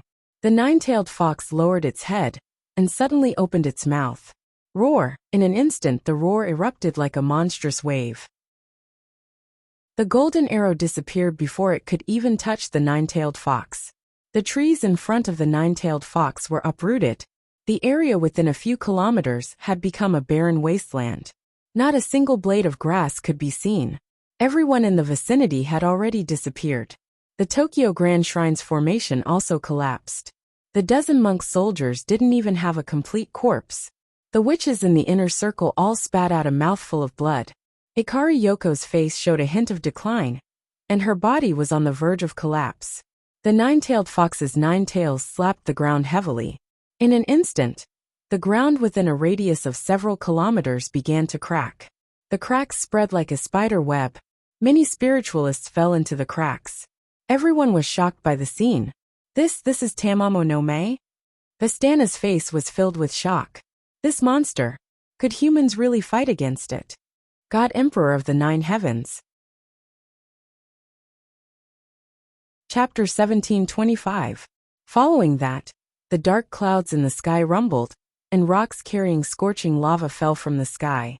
Just like a meteor shower, if they were separated by a screen. If it was through a screen, it would definitely be a beautiful scene. However, when one was personally there, one would experience a hellish feeling. Chiyokori looked at the falling rocks. This is the end of the world. This was a battle that couldn't go on. What they were facing wasn't a real monster at all. It was nature. They weren't thinking about how to defeat Tamamo. They were thinking about how to survive. Hundreds of spiritualists had died in the earth-shattering battle. The others were just struggling to survive. Chiyokori Little Devil, Kishimoto Mitsuki, Murata Ishino, and Sakurako wanted to escape. But the ground in front of them had cracked into an island. They were trapped on a piece of land that was less than 30 square meters. There was a bottomless chasm around them. Chen Zhao also looked at the collapsing sky and earth. He couldn't help but exclaim, "Amazing, unimaginably powerful." Whether Chen Zhao was willing to admit it or not, the power of the fox demon was beyond his imagination. At this time, Yoko and the people from Tokyo Grand Shrine once again formed a formation. They knew the difference in power was too great, but they still didn't plan to retreat. Because they knew that they couldn't retreat. They were less than 200 kilometers away from Tokyo. Once the 9-tailed fox approached Tokyo, the casualties wouldn't be dozens or hundreds. It would be tens or hundreds of thousands of people. To be honest, Chen Zhao quite admired them. Putting aside the historical and political issues, this was the first time. No matter which country, they all had their own noble people. Confrontation. A huge confrontation. Rune rose and hit the nine-tailed fox's head. The nine-tailed fox shrieked in pain. The nine-tailed fox waved its tails, shaking the earth. In the distance, another rune rose in the forest of Aoki Plain. It was the Bing rune. The rune slammed heavily onto the nine-tailed fox's body. The nine-tailed fox raised its head and howled. Another fighting rune rose. Then it was Zhe Jia Zhen Lai Zai Qian. The 9 words mantra was a Chinese Taoist mantra spell. It was also known as the 6 Jia secret blessing. It came from the 17th volume of Bio Puzi, the 5th paragraph. However, the 9 words of Sanskrit was only known to people because it was mentioned in Japanese anime. In fact, the 9 secret words were pure Taoist incantations. The different word orders of the 9 secret words would produce different effects. If they were arranged in order, it would be the holy word. Writing it normally could dispel nightmares and ward off ghosts and evil spirits. If he used his magic power and spiritual power, he would have the power to subdue demons. Now the 9 shrines were working together to form the great array of truth. Its power could be said to be top-notch. The nine-tailed fox was slapped by the 9 words incantation, and in an instant, it went berserk. Nine-tailed fox's front paw slammed heavily on the ground. In an instant, a giant claw burning with black flames descended from the sky. The members of the 9 shrines started chanting loudly. The 9 secret words regrouped and turned into a giant golden palm, rising from the bottom. It happened to collide head-on with the giant claw burning with black flames. Bang! A terrifying power rippled in the air. The giant golden palm suddenly turned into specks of starlight. The giant claw that was burning with black flames was still unscathed as it landed on the ground. The impact brought with it black flames, which spread in all directions. The first to bear the brunt of the impact was the array formed by the 9 shrines. Under the impact, it was almost non-existent. The great array of truth collapsed instantly. The spiritualists who were trapped here watched the battle, that was like a battle between gods. Everyone was deeply shocked by this. Some people managed to escape, but only a few. More than half of them had died in the earth-shattering battle when the nine-tailed fox was born. Many others died in the battle between the nine-tailed fox and the 9 shrines. Right now, the 9 shrines also suffered heavy casualties. The black flames couldn't be extinguished once they touched a person. It was foxfire. Legend had it that it could burn anything. Only the rain of Green Hill could extinguish foxfire. Chun Zhao walked up to Hikari Yoko. Hikari Yoko lay on the ground weakly. Her son Seiwa had already been reduced to ashes in the first wave of impact. She had a chance to protect herself. After all, everyone in the Tokyo Shrine had focused their magic on her. She couldn't say that she could fight against the nine-tailed fox, but she could protect herself. But she had to protect her granddaughter, Nagasaka Reiko. She used most of her magic to protect Nagasaka Reiko. Now she was heavily injured. Nagasaka Reiko hugged Hikari Yoko. "Ms. Yoko, you don't look good." Hikari Yoko raised her head slightly and looked at him weakly. "Mr. Chun, why are you here?" "That's strange. Is it hard to understand why I'm here?" "I thought you left already," Hikari Yoko said honestly. She'd seen his power, so it was definitely possible that he'd escaped. Hikari Yoko looked up at the nine-tailed fox. "Teacher, why isn't Teacher here? Teacher, where are you?" Hikari Yoko yelled in grief. She felt that only Zhang Tianyi could turn the situation around. But to her disappointment, Zhang Tianyi didn't appear. Her yell attracted the nine-tailed fox's attention. Nine-tailed fox didn't forget Hikari Yoko. She'd been causing trouble for her ever since she came out of the Stone of Slaughter. Nine-tailed fox's bloody mouth descended from the sky, biting at Hikari Yoko and Nagasaka Reiko. Chun Zhao lifted his foot and kicked Nine-tailed fox's head. Nine-tailed fox took a step back in pain. "Can you show some respect?" Hikari Yoko, Nagasaka Reiko, and Chio Kaori, and the others behind all had stiff expressions. Wasn't this guy a bit too daring? Facing the nine-tailed fox, who had the power to destroy the world, he didn't retreat at all, nor was he timid at all.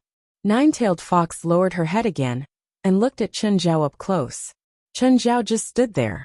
He didn't attack or retreat. He was less than 10 meters away from Nine-Tailed Fox. They looked at each other, even though Nine-Tailed Fox's gaze was all focused on Chen Zhao. But Hikari Yoko and the others felt endless fear. Even though it was just a gaze, it still gave them a huge sense of pressure. "Who are you?" Nine-Tailed Fox finally said. "I heard that you're a peerless beauty, so I came to see if it's true and see if I can kill you," Chen Zhao said. "Change into your human form. Let me see if you live up to the title of peerless beauty." Everyone broke out in a cold sweat. They'd never seen such a bold person before. Who was that? It was the legendary world-destroying demon. Chen Zhao actually spoke to her in such a tone. Nine Heavens Divine Emperor. Chapter 1726. The Nine-Tailed Fox was gone. A woman walked out of the black fire. She was barefoot and had long legs. She wore a light muslin dress with a low collar. Her breasts were faintly discernible. Although her figure was not exaggerated to the point of exploding, it gave people a feeling that it was just right.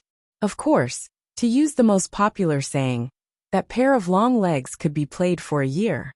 Her face was like jade. She was breathtakingly beautiful and had a hint of feminine charm. Her hair reached her waist, and she wore a pair of white jade bracelets on her arms. Her hands were slender, as if they didn't have any bones. Of course, the most eye-catching thing was the 9 furry tails on her back. "What do you think? What do I look like?" Tamamonome stood before everyone and stared at Chen Zhao. "Beautiful," Chen Zhao said honestly. "But I guess people in your era never saw a beauty, so any woman can be called a peerless beauty." Tamamonome was indeed unbelievably beautiful, but it was an exaggeration to say that she was devastatingly beautiful. Besides, if she really had a devastatingly beautiful face, she would not have been sealed in the stone of slaughter in the end. Hearing Chen Zhao's words, Tamamonome's 9 tails curled up. Tamamonome's body floated up, breaking free from gravity. Her eyes glowed purple, and her long hair moved without any wind. "Now you can die." One moment she was as light as a breeze. The next moment, she was like a mountain crashing down. Everyone felt a boundless pressure. Chen Zhao twisted his neck. "That's right. Since you don't have a peerless beauty, let's fight for real now." "Mortal," Tamamonome said softly and raised 2 fingers. A black flame swept across the ground. It shot up from Chen Zhao's feet and ignited his body. When everyone looked at Chen Zhao, they all thought that he would definitely die. However, Chen Zhao didn't seem to feel anything.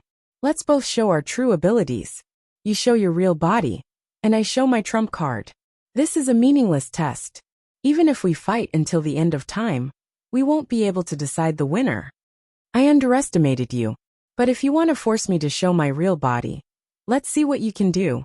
Tamamonome didn't want to kill Chen Zhao because of his words. Definitely not. She just wanted to kill him. He just wanted to kill Chen Zhao. That was all. "Ms. Yoko, you really should leave this place. Otherwise, I can't guarantee your safety." Hikari Yoko had long since lost all thoughts of running for her life. To her, not dying in battle here was a dereliction of duty on her part. Chen Zhao shook his head, seeing that she wasn't going to leave. Then her life and death had nothing to do with him. Chen Zhao's figure flashed and disappeared. The next moment, Chen Zhao grabbed one of Tamamonome's tails. However, Tamamonome's reaction was incomparably fast. She turned around and swiped with her claws. A piece of Chen Zhao's chest was torn off. In pain, Chen Zhao punched through Tamamonome's chest, grabbed her heart, and pulled it out. Tamamonome flew backward. Chen Zhao also took a few steps back. Tamamonome looked down at her empty chest, and then at her heart in Chen Zhao's hand. Chen Zhao casually crushed the heart, muttering to himself, "What a freak." His heart had been dug out, but he didn't show the slightest change in expression. Tamamonome licked the blood on her hand. The hole in her chest was closing up. Chen Zhao's chest was also healing. Hikari Yoko, Nagasaka Reiko, Chio Keiru, and the others all stared at Chen Zhao dumbfounded. What had just happened? Had that guy crushed Tamamonome's heart? He hadn't lost in that exchange. Tamamonome raised one arm high. She grabbed at the sky and then pulled it down. The dark clouds in the sky suddenly seemed to be ignited. All the dark clouds in the sky turned red. Then stones that had been ignited fell from the sky at a super high speed. They had accurately locked onto Chen Zhao's position. Fist shadows. Chen Zhao waved his fists that filled the sky. The stones that had been ignited were shattered 100 meters in the air. Everyone sucked in a breath of cold air again. So powerful. Everyone had seen Tamamonome's strength. Therefore, they were already used to it. But Chen Zhao was actually on par with Tamamonome. He wasn't any weaker than Tamamonome. This made them turn pale with fright. Is that all you've got? Chen Zhao smiled at Tamamonome. If you don't use your real body, I'll really kill you. That's all? Tamamonome waved her 9 tails. Behind her, a large amount of miasma appeared. Then Tamamonome's clones appeared in the miasma. 10, 100, 1,000, 10,000, there were countless clones. Some were flying in the air, while others were standing on the ground. They were all in different poses and had extraordinary auras. What do you think of this? Hikari Yoko's face was pale. Nagasaka Reiko was shaking in fear. No matter how strong Chen Zhao was, he was just one person. But Tamamonome could have thousands of clones. How could they fight? They couldn't win at all. A great demon was indeed a great demon. Every single one of his methods was so shocking. Any spell could shock the world. Chen Zhao lifted his arm and pointed at Tamamonome. 7,000 stone swords appeared in the sky above Chen Zhao. Each stone sword radiated with a piercing murderous intent. The moment Chen Zhao's move appeared, everyone's expressions froze. Disbelief was written all over their faces. Tamamonome's thousands of clones faced Chen Zhao's thousands of flying swords. Was this man the legendary Huaxia sword immortal? Right now, Chen Zhao could control 7,000 stone swords even without using his clones. He could even control more stone swords. Tamamonome's real body narrowed its eyes. I can't believe humans nowadays have such powers. I'll take your words as a compliment. Chen Zhao smiled at Tamamonome. You're too happy too early. Go. Tens of thousands of Tamamonome's clones pounced at Chen Zhao, or cast spells in the air. Chen Zhao ignored the spells. Standing where he was, he pushed his arms forward. The stone swords turned into a storm of blades, sweeping toward Tamamonome's army. Tamamonome was strong, but she couldn't be stronger than Old Turtle. Her clones weren't clones either. Each one only had 1% of her original strength. They touched the stone swords, or even the slightest bit of sword aura, and instantly turned into smoke. Everyone's faces were filled with horror. Bai Ryuko had thought that Chen Zhao was Zhang Tianyi's junior. So what if he was talented? But now, she realized that Chen Zhao wasn't just talented. Chen Zhao wasn't just talented. His peers had nowhere to go. Even her teacher, Zhang Tianyi, probably couldn't compare to Chen Zhao. Could it be that the supernatural world of Huaxia was already this powerful? An unknown young man actually had such strength. Jiutian Divine Emperor. Chapter 1727. Chiyo Kaori, and the others were even more shocked. Little Devil turned his head and looked at Chiyo Kaori. Kaori, how big is your grudge against him? The other 3 also looked at Chiyo Kaori. Everyone was feeling bitter. They also wanted to know how big the grudge was between Chen Zhao and Chiyo Kaori. In other words, let's not take revenge. How can we take revenge? Chiyo Kaori was also desperate. According to her script, Chen Zhao was supposed to be an arrogant spiritualist. He bullied his sister with his strength.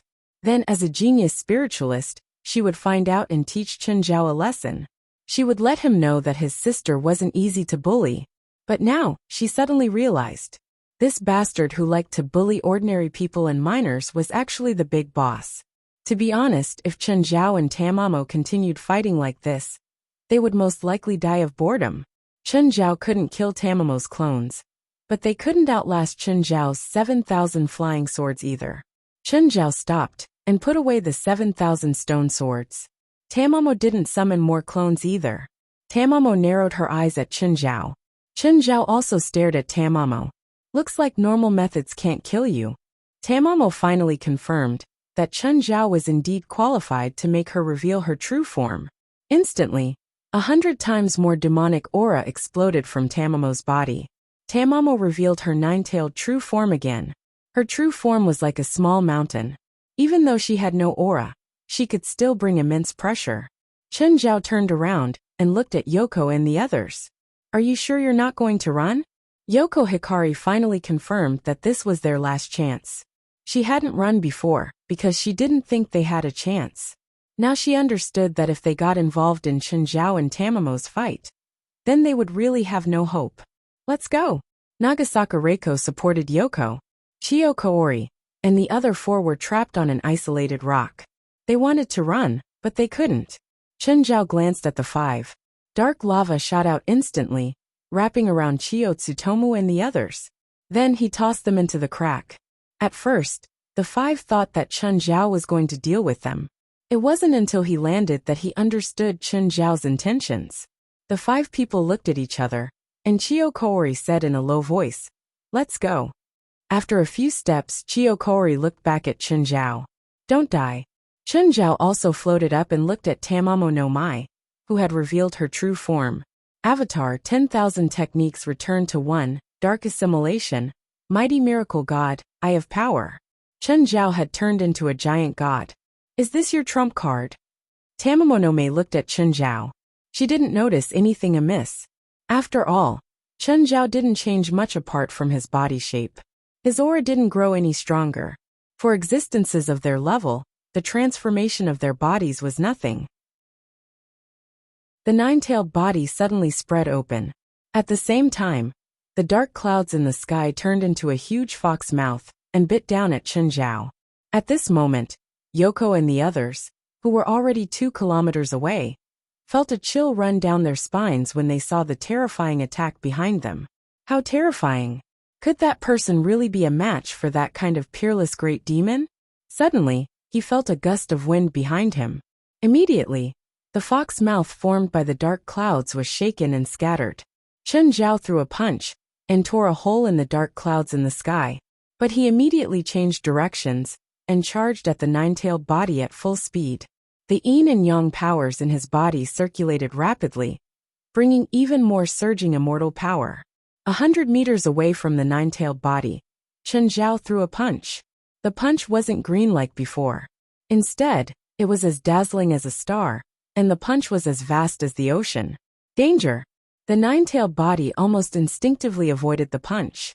The shadow of the fist swept past like breaking dry weeds and smashing rotten wood.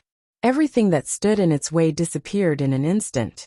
After charging more than 10 kilometers, the punch finally landed at the foot of Mount Fuji.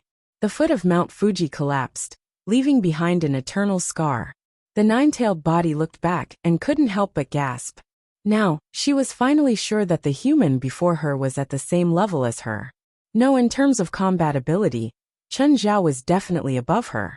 This time was different from last time. Last time, there were many people surrounding her, but none of them could truly match her.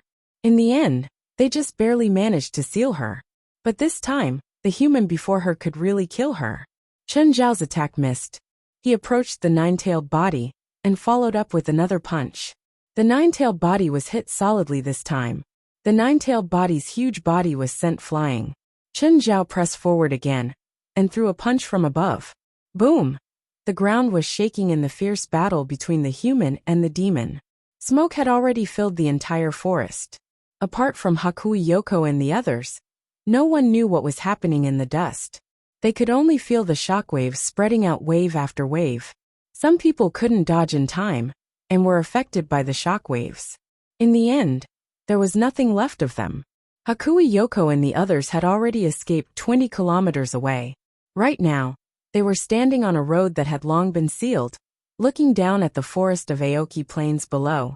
In the center of the forest, the battle was still going on. Every impact was shocking to the eyes. It wasn't like a battle humans should have at all. It was completely different from the battle they'd imagined. It was the ultimate manifestation of destruction. Mount Fuji was still showing the ultimate power of nature. The ground continued to shake, and volcanic ash continued to fall from the sky. He didn't know whether it was caused by the battle in the center of Aoki Plain, or the eruption of Mount Fuji. The government couldn't intervene at all, unless they launch a nuclear bomb. But the center of the battlefield was at the foot of Mount Fuji. If the nuclear bomb hit Mount Fuji, and caused Mount Fuji to go out of control, the situation would be even more troublesome. The only thing they could do now was to seal off the surrounding hundreds of kilometers and control public opinion. Fortunately, the sky was too dark because of the dark clouds. Therefore, it was almost impossible to know the exact situation outside of the Greenwood Plains. They also thought that the battle at the foot of Mount Fuji was between Zhang Tianyi and Demonic Fox. This made them even more reluctant to launch the nuclear bomb. Who was Zhang Tianyi? To put it bluntly, if they hurt Zhang Tianyi because of the nuclear bomb, then the consequences might not be any worse than the demon fox wreaking havoc. Therefore, they could only wait for the results. He was waiting for the battle between Zhang Tianyi and Tamamo no Mae to end. At the moment, the spiritualists who had escaped from the forest alive were only a tenth or two of the original number. One could imagine how tragic the battle was. At the same time, it also showed how terrifying Tamamo no Mae was. Divine Emperor of the Nine Heavens. Chapter 1728. I'm starting to admire those who were able to seal you 1,000 years ago. They're really amazing. Chen Zhao sighed as he looked at the nine-tailed true form. Are you going to admit defeat now? The nine-tailed true body was panting. Chen Zhao's body was too tough. When Chen Zhao was in his normal state, she could even hurt him in her human form. However, after Chen Zhao used the mighty miracle god, Chen Zhao's body was almost indestructible. To be honest, Chen Zhao had a headache too. Even if he could fight better than Tamamo no Mae, but he didn't have the power to absolutely surpass her. Therefore, it was impossible for him to kill her. There was another way, and that was to seal her. But what Chen Zhao lacked the most was seals. At this moment, a whistling sound came from the sky. Both Chen Zhao and Ninetailed looked up. They were 3 F-22 fighter jets, probably from the U.S. military.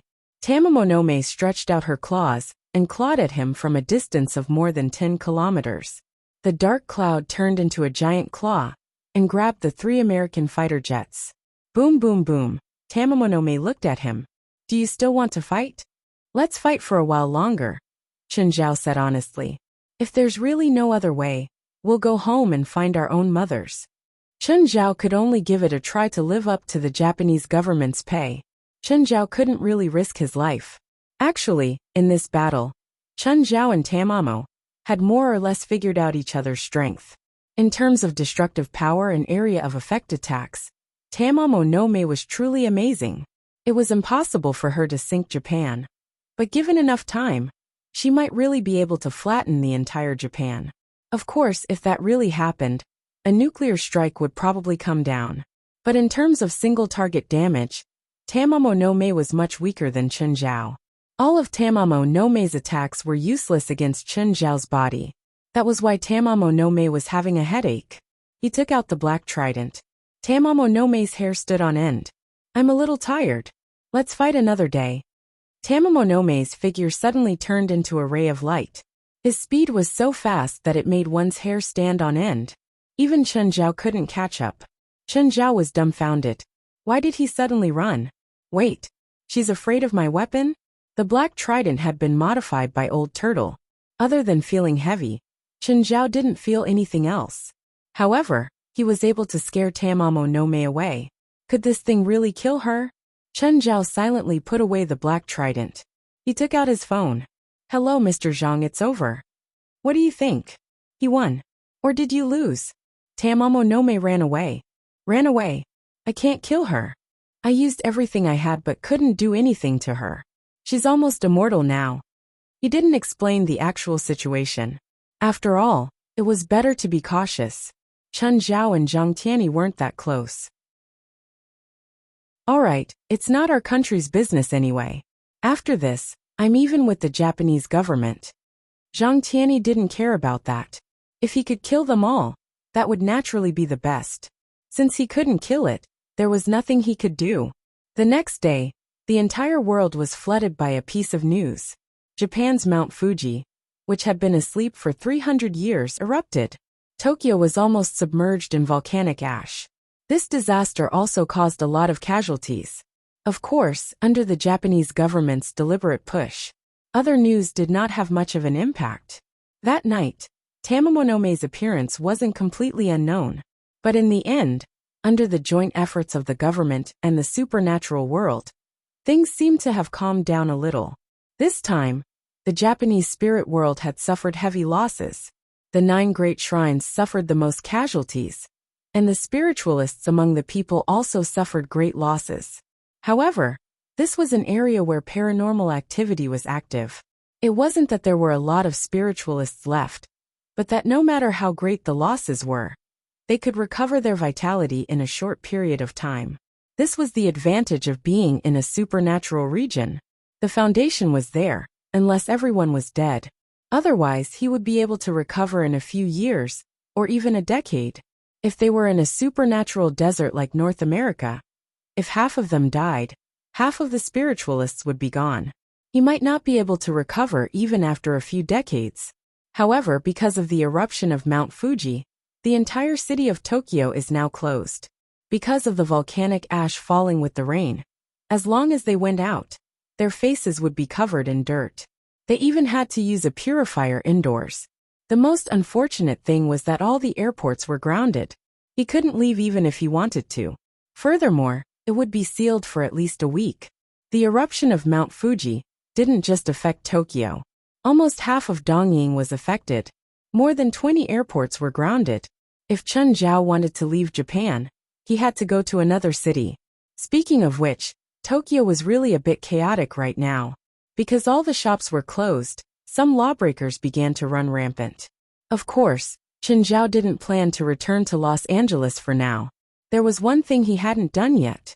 3 days later, Zhang Tianyi was going to return the Yasukani no Magatama to the Japanese royal family. Zhang Tianyi had already forged in Yasukani no Magatama. Chen Zhao had seen it before, so he could definitely pass it off as the real one.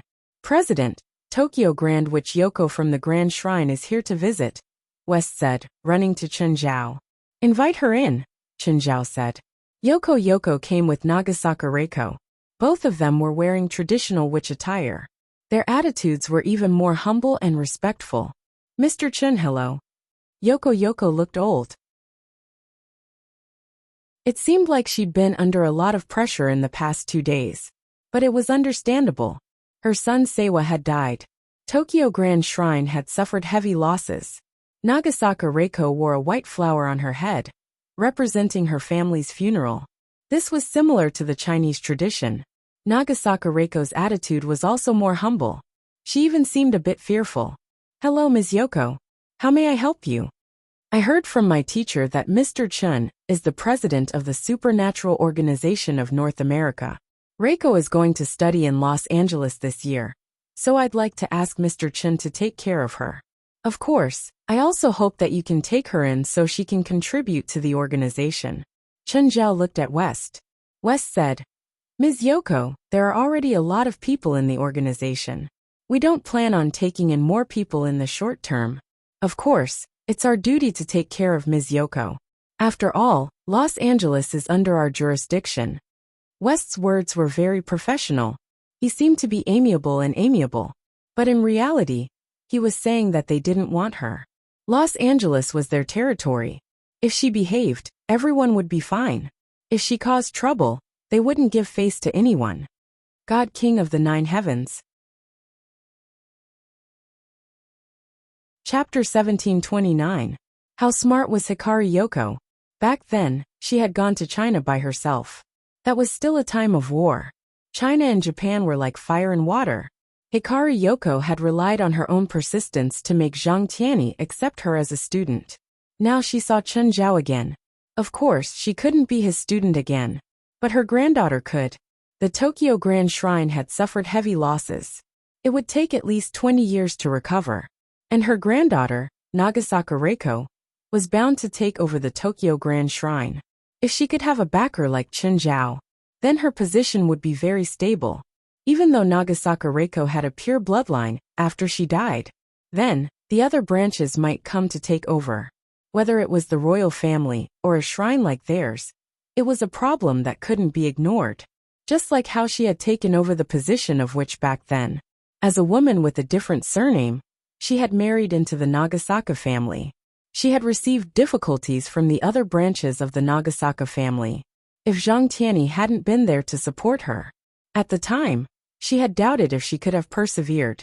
And in the future, Nagasaka Reiko would definitely encounter the same problem as her. Even her bloodline couldn't defeat the ambitions of the other branches. So she had to prepare for Nagasaka Reiko. Back then, Zhang Tianyi had supported her. But after she died and Nagasaka Reiko took over as Magus, Zhang Tianyi had no reason to appear. So, finding a strong backer for Nagasaka Reiko had become a top priority. Without a doubt, Chen Zhao was the best candidate. Mr. Chen, you might not believe it, but Reiko is Dongya Tianqi's niece. Huh, they're that close? Chen Zhao hadn't expected this. If that was the case, he could consider accepting Nagasaka Reiko. The association had always been generous to their own people. Dongya Tianqi had joined the association later. But no matter what, he was still one of them. Yes, Dongya Tianqi is my nephew, so according to kinship he's also Reiko's uncle. There was a huge difference between a nephew and a nephew. The nephew should be the child of Bai Ryoko's cousin, which was already a different surname. Moreover, Nagasaka Reiko's surname wasn't Hikari, so the blood difference was even greater.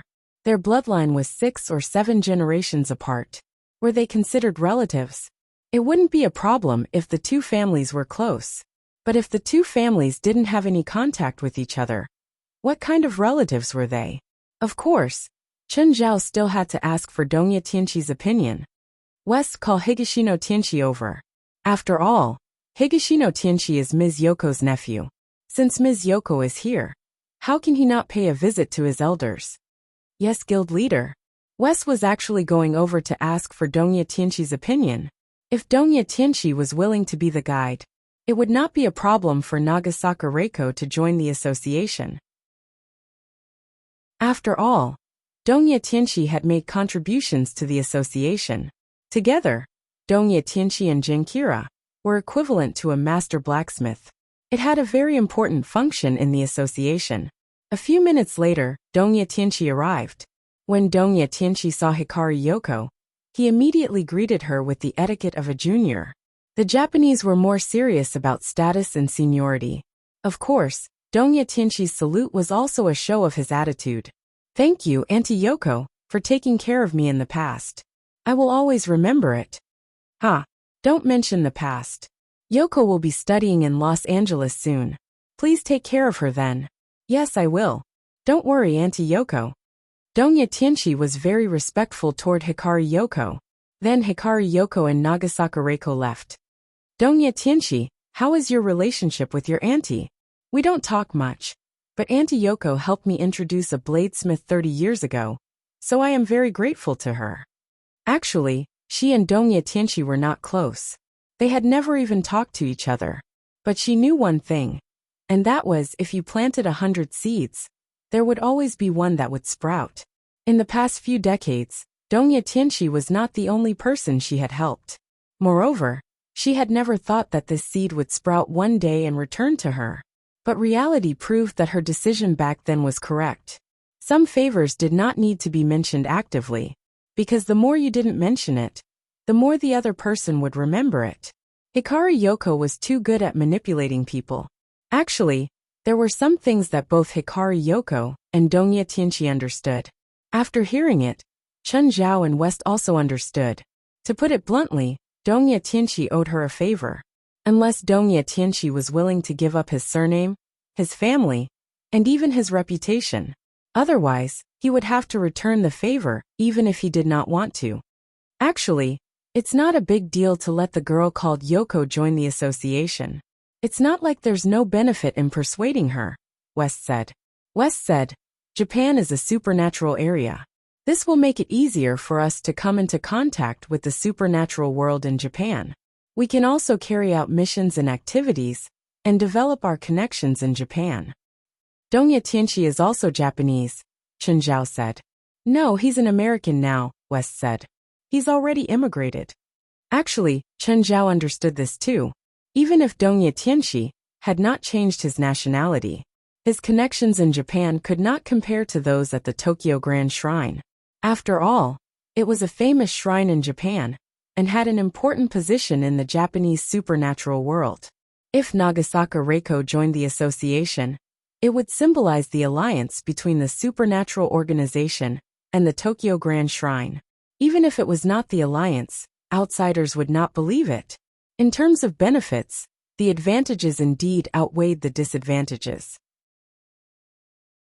Donya Tianshi, when Nagasaka Reiko comes to L.A., you'll be in charge of observing her for a while.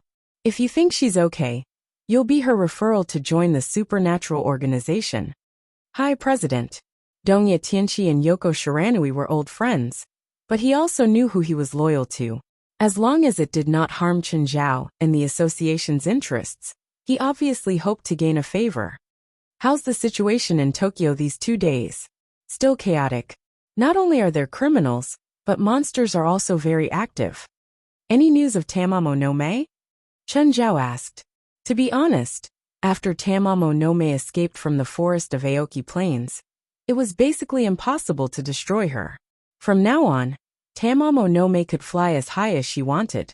Even if Tamamo no Mae appeared before Chen Zhao now, he could not fight her in the city, unless Chen Zhao did not care about the consequences and destroyed Tokyo. Both he and Tamamo no Mae had the destructive power of nuclear weapons. If they fought, the world would collapse. Chapter 1730. President, the kid you bullied the other day seems to be here. Have I bullied kids recently? West turned his head away, not wanting to continue talking to Chen Zhao. Kaori, why are you here? Feilai and Portia were very happy to see Chiyo Kaori. However, they turned to look at Chiyo Tsukasa. Is she your sister? You two look alike. Yes, she's my sister, Knight. Chiyo Kaori nodded. Chiyo Kaori now knew exactly what had happened. Of course, if it was someone else, she would still maintain her attitude. But now she had to lower her head before Chen Zhao, because she didn't know whether Chen Zhao had let it go or not. If Chen Zhao still hated her sister, even she couldn't protect Chiyo Tsukasa. So, she had to bring Chiyo Tsukasa here to apologize. Is Mr. Chen here? You're looking for Chen? Yes, Knight did something wrong, so I need to bring her here to apologize to Mr. Chen. It's okay, Feilai said, smiling. He won't argue with kids. Chiyo Tsukasa lowered her head. She'd been threatened by Chiyo Kaori for the entire night. As a 16-year-old girl, she'd been terrified. Chiyo Kaori brought her to every room on this floor. Some rooms were open, and she saw a few familiar figures. They were all people she'd seen that day. She felt that the entire hotel had been taken over by gangsters. Miss Chiyo, why are you here? Chen Zhao walked in with a smile and asked, even though he already knew the answer. Mr. Chen, I'm very sorry for the previous offense. I brought Knight here to apologize. Huh? Didn't you want to teach me a lesson 2 days ago? Chen, don't make things difficult for Kaori. Feilai couldn't help but say. I didn't make things difficult for her. When did I make things difficult for her? Yeah, Portia said. The boss has always been tolerant. He won't make things difficult for Kaori. Chen Zhao pursed his lips. Feilai and Portia teamed up. He clearly couldn't do anything to Chiyo Kaori and Chiyo Tsukasa. Forget it. If there's nothing else, please go back. I won't pursue the past. Chen Zhao didn't plan on making things difficult for them. Chen Zhao wasn't an emperor. He couldn't kill anyone's family just because they offended him. Smokey, stay and talk to us for a while. That damned volcano has been erupting for the past 2 days, so we can't leave the hotel. Now the entire city of Tokyo was gray, and through the glass windows, one could see the embers falling like falling snow. But it wasn't snow, it was volcanic ash. Inhaling it into the mouth and nose will cause respiratory damage. During these 2 days, every hospital in Tokyo was packed with people. All of them were symptoms caused by inhaling volcanic ash. Of course, Chen Zhao wouldn't let Feilai and the 2 kids go out in such a situation. With this kind of air quality, Chen Zhao really wanted to take his family away from Tokyo. This situation would not be alleviated until the next rainfall. The eruption of Mount Fuji brought immeasurable economic losses to Tokyo, and even the entire Dongying. Chiyo Kaori looked at Chen Zhao, who shrugged and left the room. It was better to give the room to these women. He did not intend to stay here and join in the fun. President, look at the TV. I don't understand Japanese. What's there to see? Tokyo TV's program, West repeated. Chen Zhao glanced at West and turned on the TV. It was a talent show. In the show, the beautiful contestants all showed off their talents, singing and dancing. West, if you're lonely, go find a woman yourself. Henry has been to those places before. You can ask him to take you there. West rolled his eyes. I'm not asking you to watch this. Then which one? Just then contestant 99 walked to the front of the stage. This woman was very beautiful, and her figure was perfect, especially her pair of long legs, which left a deep impression on people. After introducing herself, contestant 99 started to show off her talent. She danced a piece of dance full of ancient charm. Moreover, the dance was full of charm. Chen Zhao shuddered. Contestant 99 was clearly wearing clothes, but he felt a primal desire rising. This woman was too devilish. What's with this woman? She should be the nine-tailed fox Tamamonome, West said. Are you sure? I don't remember her looking like this. President, is it hard to change her appearance for someone like her? That's true. But how can you be sure she's Tamamonome just from her performance? Others might not be able to tell, but I'm sure that she is, West said. Chen Zhao looked at West. He knew that West was good at sharp thinking and slow reaction. Why do you think she's Tamamonome? She can break through my calm thinking, West said. West said, her dance is filled with all kinds of hints. These seemingly simple dance moves make me unable to think calmly. This kind of power is unprecedented. She can drive any man crazy. Hearing West's words, Chen Zhao couldn't help but become serious. But then again, even if she was Tamamonome, he couldn't do anything to her. Perhaps she knew this, which was why she'd appeared. She might even let people know of her existence on purpose. But those who could find out her identity might not dare to expose the truth. Because if the Japanese government found out about her identity, they'd definitely start a war. If Tamamonome caused a ruckus in Tokyo, in that case, the problem would be huge. Tamamonome was like a moving nuclear warhead. The spiritualists in the spiritual world knew, but the government might not. So, she was sure that even if spiritualists knew her identity, they wouldn't dare to reveal the truth to the government. Chen Zhao thought about it carefully and realized that it was true. Even Chen Zhao didn't dare to reveal her identity. Whatever, Chen Zhao said unconcerned. What does she want to do? It has nothing to do with us. It wasn't worth it to continue chasing Tamamonome. Plus, he'd experienced the battle in Aoki Plains. Chen Zhao felt that he'd already paid back everything he should. It was impossible for him to fight Tamamonome to the death again.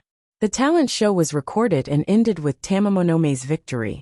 This was within Chen Zhao's expectations. After all, those mediocre women were facing a peerless great demon. And the charming Tamamonome again. All the women in the world combined might not be able to compare to her. God Emperor of the Nine Heavens. Chapter 1731. Purely from an aesthetic point of view, the show was indeed good. Record it and send it to me. I'll study it.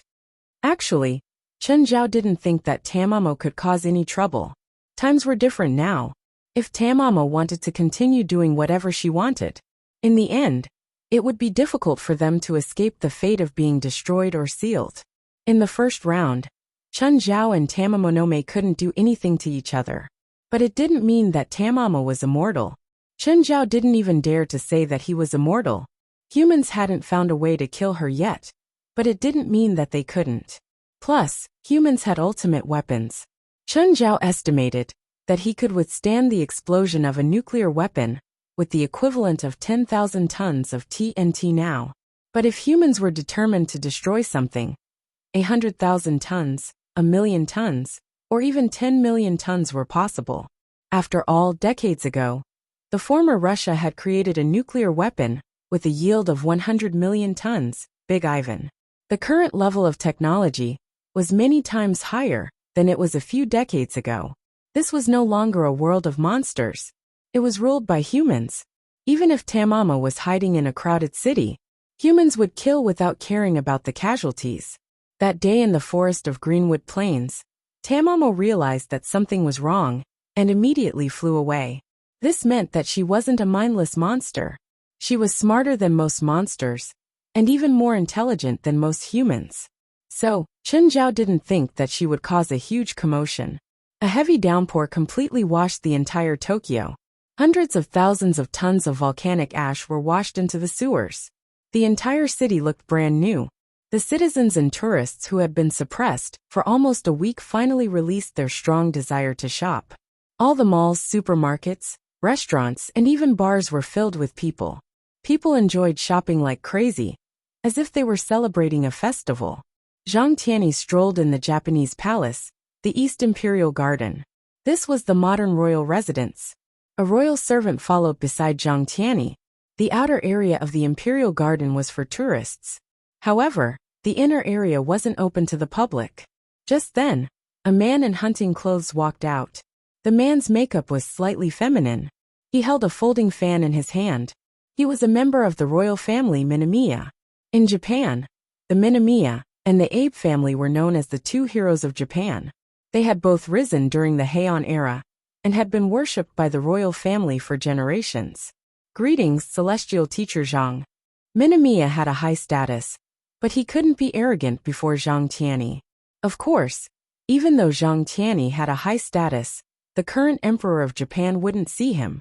Minamiya was the best person to meet and receive him. Hello, Mr. Minamiya. Zhang Tianyi had a smile on his face. This time, I'm here mainly to return your royal family's national treasure. Yuan Minamiya was stunned and looked at Zhang Tianyi in astonishment. Celestial teacher, what? The Yasukov Magatov of Japan of Z. How can we do that? We promised it to the heavenly master. Celestial to of the emperor of to you. He. Of hand he.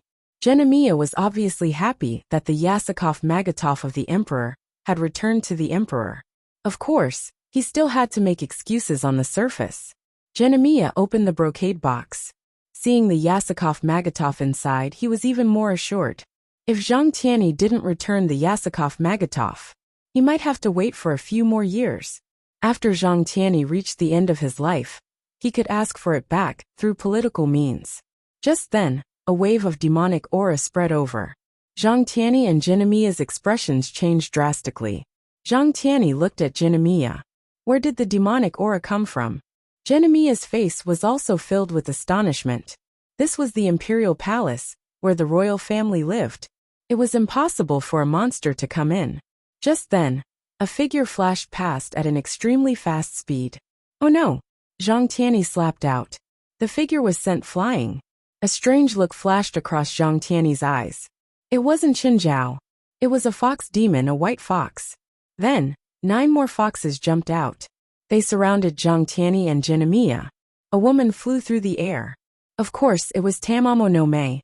Tamamo no Mei was still barefoot, and her clothes were extravagant. One of the foxes flew past. Before Genamiya could react, Tamamo no Mei snatched the brocade box. Is this the new palace? Has the imperial family already weakened to such a degree? Tamamo no Mei looked around the imperial palace as she held a brocade box in her hand. Demon, leave the Yasukov Magatov here. Zhang Tianyi shouted. Little old man, you're too weak. Tamamo no Mei waved her hand, and a wave of demonic aura surged over. Zhang Tianyi pulled Genamiya over and shielded him behind him. Tamamo no Mei waved her hand, and the 9 foxes circled around her. Then, he looked into the depths of the imperial palace. Found it. Tamamo no Mei flew out. Oh no, heavenly teacher, stop her. Genamiya paled in fright. What is that place? That's where the Yada no Kagami and Kusanagi sword are kept. Zhang Tianyi was also shocked. He immediately charged out. Just then, a figure flew in front of Zhang Tianyi and blocked him. A few strands of Zhang Tianyi's hair were cut off. Zhang Tianyi immediately retreated. Looking closely, he saw that Chen Zhao had come. Both of them were making eye contact. Demon, get lost. Otherwise I'll teach you a lesson. Zhang Tianyi shouted. Don't even think of stopping my master's great plan. Take this. Zhang Tianyi immediately stood together with the white-faced ghost that Chen Zhao had turned into. Chenjiao, what's going on? Tamamonome has nothing to do with me, Chenjiao said in a low voice. I didn't expect her to show up either, but this is good. I can blame it on her. But that peerless demon fox wants to snatch the Yada no mirror and the Kusanagi sword. If these two divine weapons were to fall into her hands, the consequences would be unimaginable. Who cares? Chenjiao didn't care. He just needed to prove Tamamonome's crime. Whether Tamamonome snatched the Yada no Kagami and the Kusanagi sword had nothing to do with him. At this time, Tamamonome rushed into the treasury hall. The defensive formation in the treasury hall collapsed upon contact. In just a few seconds, Tamamonome broke through the roof with the Yada mirror and Kusanagi sword. Children, let's go. Chenjiao immediately separated from Zhang Tianyi and chased after Tamamonome. When Tamamonome saw Chenjiao, she was stunned at first, but then she smiled charmingly. 9 Heavens, Divine Emperor. Chapter 1732. In the blink of an eye, Chenjiao and Tamamonome had disappeared from Tokyo. Chenjiao, we meet again. How do you know my name? Your hotel is registered, Tamamonome said. You've changed your way of speaking. It's so stupid to talk like that again, Tamamonome said. How did you appear there? Wait, let me guess. Tamamonome suddenly stopped Chenjiao. She thought for a moment. You used that old man as the intermediary and took the Yasakani no Magatama as payment. The condition was to destroy me, and you were afraid that the royal family would go back on their word and find you, so you put on a show with that old man. Tamamonome paused and thought for a moment. I just happened to appear, so you and him plan to blame me? Chenjiao smiled at Tamamonome. How did this fox's brain work? Tamamonome took out a brocade box and took out the fake Yasakani no Magatama. She looked left and right and then grabbed it. Without much effort, she crushed it. So it's fake. Tamamonome waved her hand and tossed the powder away. Since I took the blame for you, shouldn't you give me some benefits? For example, the Yasakani no Magatama. No. Chenjiao shrugged. I did the same thing you did to the real thing. Tamamonome looked at him. You solved the secret of the Yasakani no Magatama? Oh, apparently, Amaterasu from Japan is a god. Your method is very similar to that. It seems that you really solved the secret of the Yasakani no Magatama. How about sharing it with me? After all, I took the blame for you. No way. Chenjiao rejected Tamamonome's request without hesitation. Tamamonome was already so difficult to deal with now. If she knew the secret of the Yasakani no Magatama, she would definitely be even more difficult to deal with. Then I'll tell the Japanese government about your plan. Tamamonome suddenly stopped. Oh right, no one will believe me. Give me either the Yasakani no Magatama or the Kusanagi no Me, and I'll share the secret of the Yasakani no Magatama with you. Hee, don't even think about it. Tamamonome refused decisively. She had snatched the Yada no Kagami and Kusanagi sword to guard against Chenjiao. After all, Chenjiao's black trident was too much of a threat to her. If Chenjiao took out his black trident the next time they fought, he might really be killed. This was why Tamamonome wanted to unravel the secret of the 3 divine artifacts. And Chenjiao already knew the secret of the Yasakani no Magatama. If he obtained another divine artifact and was able to decipher it, then he would be in even more danger. You want to use Kusanagi sword and Yada no Kagami to deal with me? That's right. Tamamonome didn't plan on hiding it. After all, it was too obvious. In this world, there was no one who could threaten her. Chenjiao was the only one left. If he didn't have any means to protect himself, she really felt insecure. Tamamonome took out the Kusanagi no Tsurugi, even though she did not decipher the Kusanagi no Tsurugi. However, she could still feel that this was an invincible divine sword. It might not even be weaker than Chenjiao's black trident. Tamamonome's jade-like hand gently stroked the ancient blade. Do you want to try what it feels like to be cut by it? Chenjiao's teeth hurt. He shouldn't have let her take the Kusanagi sword so easily. He felt a long-lost threat from the Kusanagi sword. If it really cut his body, he might really be injured. Let's not fight. We don't have to kill each other, right? Chenjiao took out the black trident. Although he said he wouldn't fight, he still felt that he needed the black trident to feel safe. Okay, put it away first. You're making me feel very insecure with this thing. You're the one who feels insecure, Chen Zhao said. Put away the Kusanagi sword first. You're a fox demon. You make me shiver with the Kusanagi sword. Why are you so loud? I know people like you only think about subduing demons, right? Put down your weapon, or I won't go easy on you. You're the one who should put down your weapon. Hurry up and put down your weapon. Chen Zhao raised his voice too. No one was willing to put down their weapons, but no one planned on fighting. They were just shooting their mouths at each other. They were both wary of each other. In the end, they retreated cautiously. Chen Zhao didn't plan on taking the Kusanagi sword and the Yada no Kagami. It was mainly because they were too troublesome. After all, Tamamo no Mae had been snatched from the Japanese royal family's nest. It was 100 times riskier than the Yasakani no Magatama. At least the Yasakani no Magatama had been traded in a proper way. But the Kusanagi sword and the Yada no Kagami no Magatama had been snatched. They felt hot in his hands. Chen Zhao didn't plan on sharing the pressure with Tamamo no Mae. West had booked a plane and chartered it. They would fly to Los Angeles at noon tomorrow. The matter in Japan had also come to an end. But this time, the original Scarlet mission could be considered a complete failure. No one from the association had a chance to do anything. Fortunately, Chen Zhao and West hadn't been careless. If one day the people from the association were to get involved, not to mention how useful they would be, at least they wouldn't be able to avoid losses. The news of the attack on the royal family's residence hadn't been leaked. Even the spiritual world didn't know. The impact of this matter was too great. After all, the Yada no Kagami, Kusanagi no Magatama, and Yasakani no Magatama were the national treasures of Japan. But now, all three had fallen into Tamamo no Mae's hands. If this matter were to spread out, everyone would definitely be in a state of panic. It would be a huge blow to both the public and the spiritual world. So, the royal family could only use the three fakes for now. Anyway, the three divine artifacts didn't have much use. They were more symbolic than practical. So as long as they were in the royal family's hands, they were real. If they fell into someone else's hands, even the real ones would become fakes. Finally, Chen Zhao boarded the flight home. He lowered his head and looked at Tokyo, which was getting further and further away. Every Chinese had complicated feelings about Japan, especially those at Chen Zhao's age. This was especially true for people his age, because he had grown up watching anti-Japanese dramas and Japanese comics. But to Chen Zhao, Japan had nothing to do with him. Chen Zhao didn't plan on sinking Japan either. He didn't want to come back to Japan either. Tamamo no Mae was really a dangerous woman.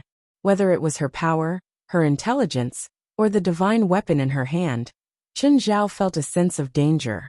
President, we plan to go to Norway in a week, West said, walking to Chen Zhao's side. Huh? So urgent? Do you need me to go with you? Chen Zhao asked. 9 Heavens God King. Chapter 1733. President, you shouldn't go. If you go, we won't have to go. I just want to watch, Chen Zhao said, pursing his lips. Plus, I've never been to Norway. President, you shouldn't go. Whether Chen Zhao went or not, whether he was there or not, were two completely different concepts. Fine. Actually, I just want to see Norway's scenery. After booking the entire flight, everyone had much more freedom on the plane. Portia was extremely impressed by Fei Lai. She took care of 2 kids by herself. Both little Jerlin and little Larissa were extremely noisy. Ever since they got on the plane, they hadn't been quiet. Chen Zhao didn't care at all. The 2 of them could do whatever they wanted to. Only Fei Lai would restrain them. However, Portia was more concerned about Chen Zhao's subordinates. All this time, Portia had thought that Chen Zhao was a gang leader. But after seeing Chen Zhao's subordinates, she realized that they didn't seem to have anything to do with gangs. They weren't gangs. For example, Klaus and the Lightning Squad. In the beginning, he looked like a gang killer. But soon, she realized that Klaus and the others were just old-fashioned. After all, they'd stayed under the same roof for a long time. She realized that Klaus and the others were more like retired soldiers. As for the others, there were old people, children, and women. They had no discipline or rules. They looked more like a big family. They didn't look like a gang with a clear hierarchy. So she was even more curious. What exactly did they do? It was as if all kinds of strange people were mixed together. They didn't look like gangs or a company. Portia even felt that they weren't from the same company. They were more like friends traveling together.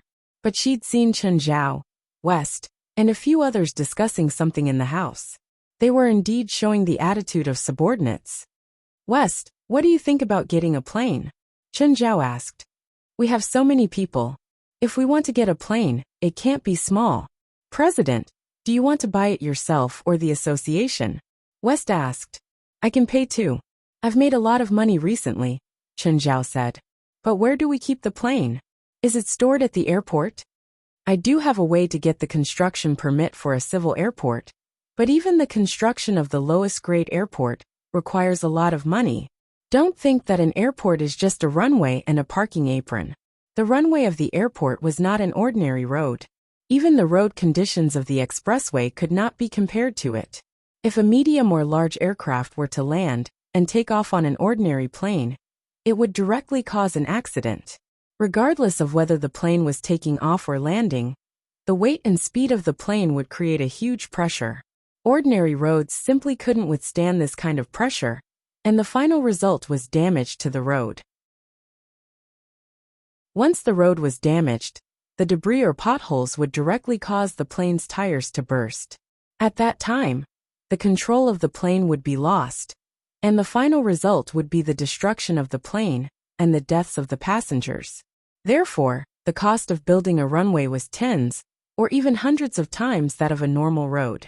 An ordinary highway would cost 100 kilometers, while a runway would only cost 1 kilometer. There were also parking aprons and aircraft warehouses that required high prices. Even the most ordinary private airport would require at least $1 billion. Moreover, the most ordinary airports couldn't accommodate large planes. Of course, the most expensive part was still the land.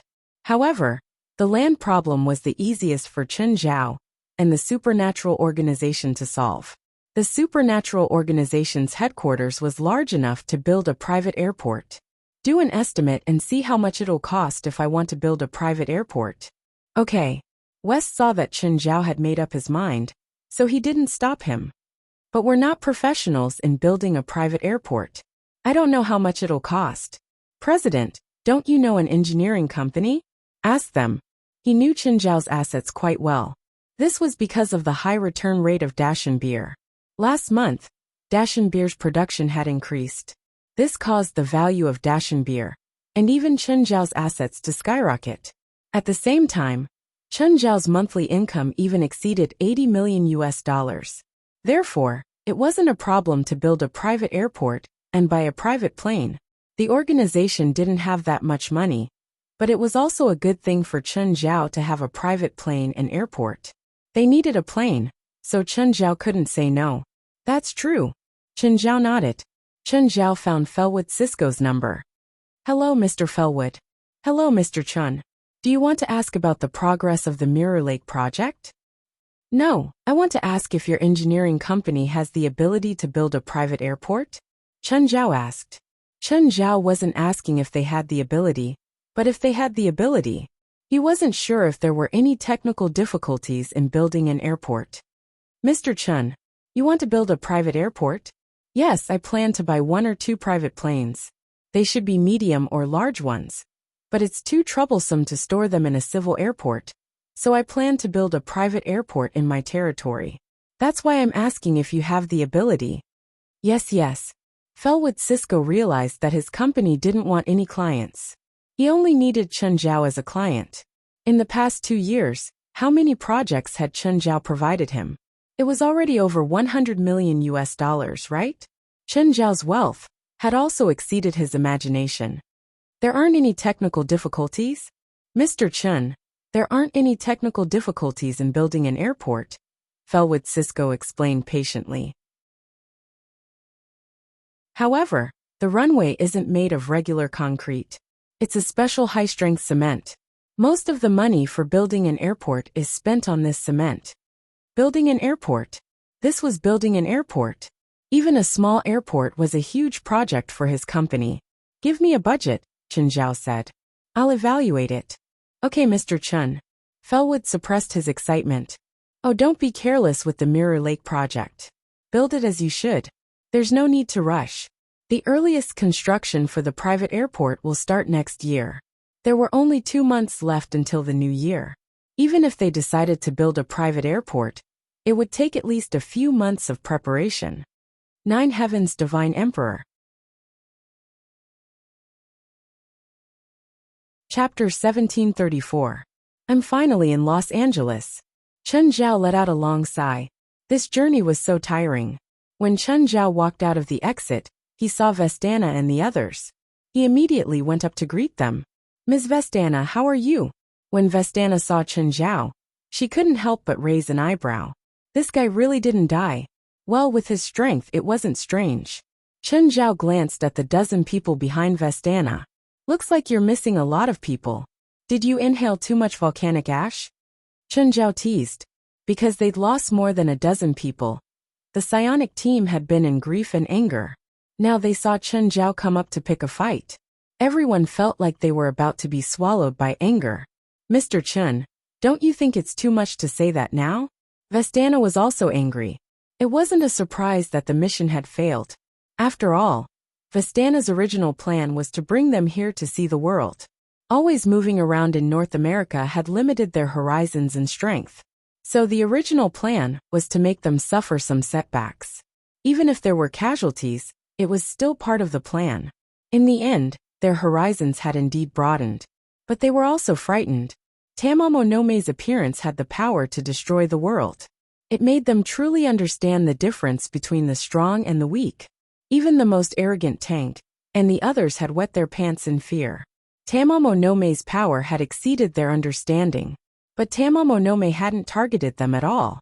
Just the shockwave of her attack had killed half of the psionic team. They'd practically pissed their pants as they escaped from the forest of Aoki Plains. There was also the battle with Tamamo no Me. They'd heard that it was the Taoist master of the Dragon Tiger Mountain Celestial sect, Zhang Tianyi. Even though they were separated by dozens of kilometers, they could still feel the destructive power of that battle. It also made them understand how powerful the 2 scariest existences in the world were. This also caused everyone's will to be very depressed. If the gap wasn't big, they could fight and surpass it. But that battle made them not know how to surpass or make up for it. Now they were provoked by Chen Zhao again. Someone patted Chen Zhao's shoulder. West came to his side. President, you're too much. Am I? You've gone too far. Wester took 2 steps forward. Miss Vestana, I apologize for my president's words. I'm sorry. President, we should go back. Portia did not understand what grudge Chen Zhao had with these people. The people on the other side were the same as Chen Zhao's group. There were people of all ages and genders. Vestana looked at his back and suddenly said, Mr. Chen, didn't you also escape? So there's actually no difference between us. It's true that you guys didn't lose anyone. But you guys don't even have the courage to face danger.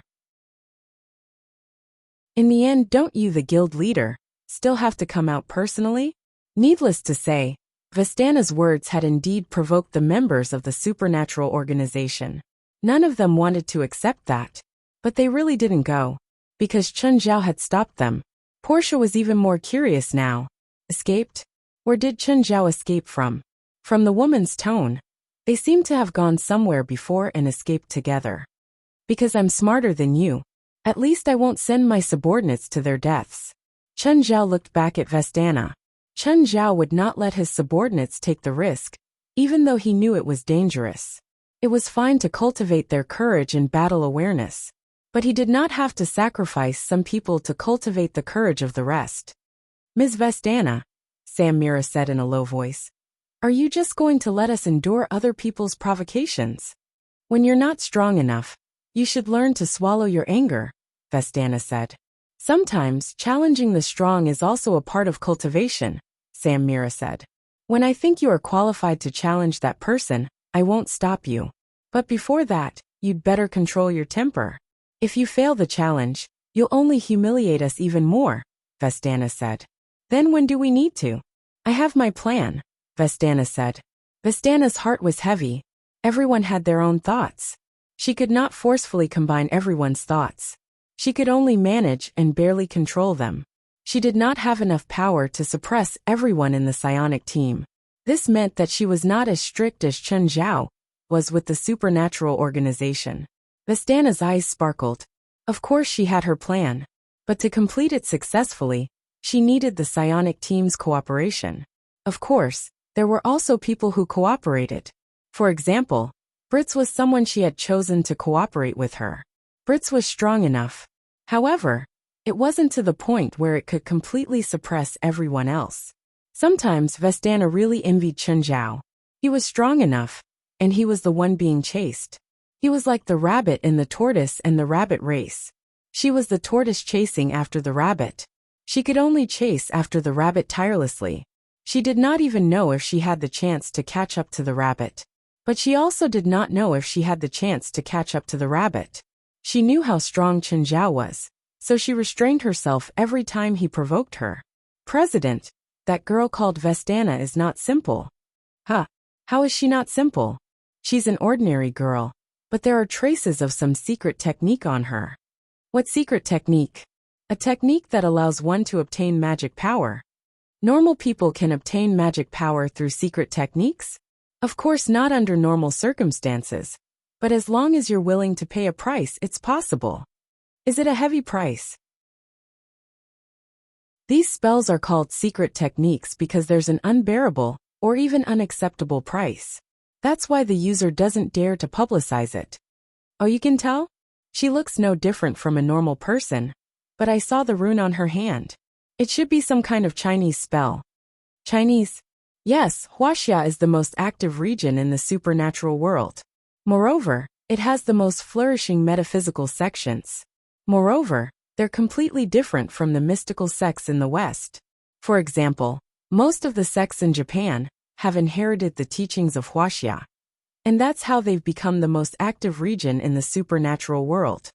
9 Heavens Divine Emperor.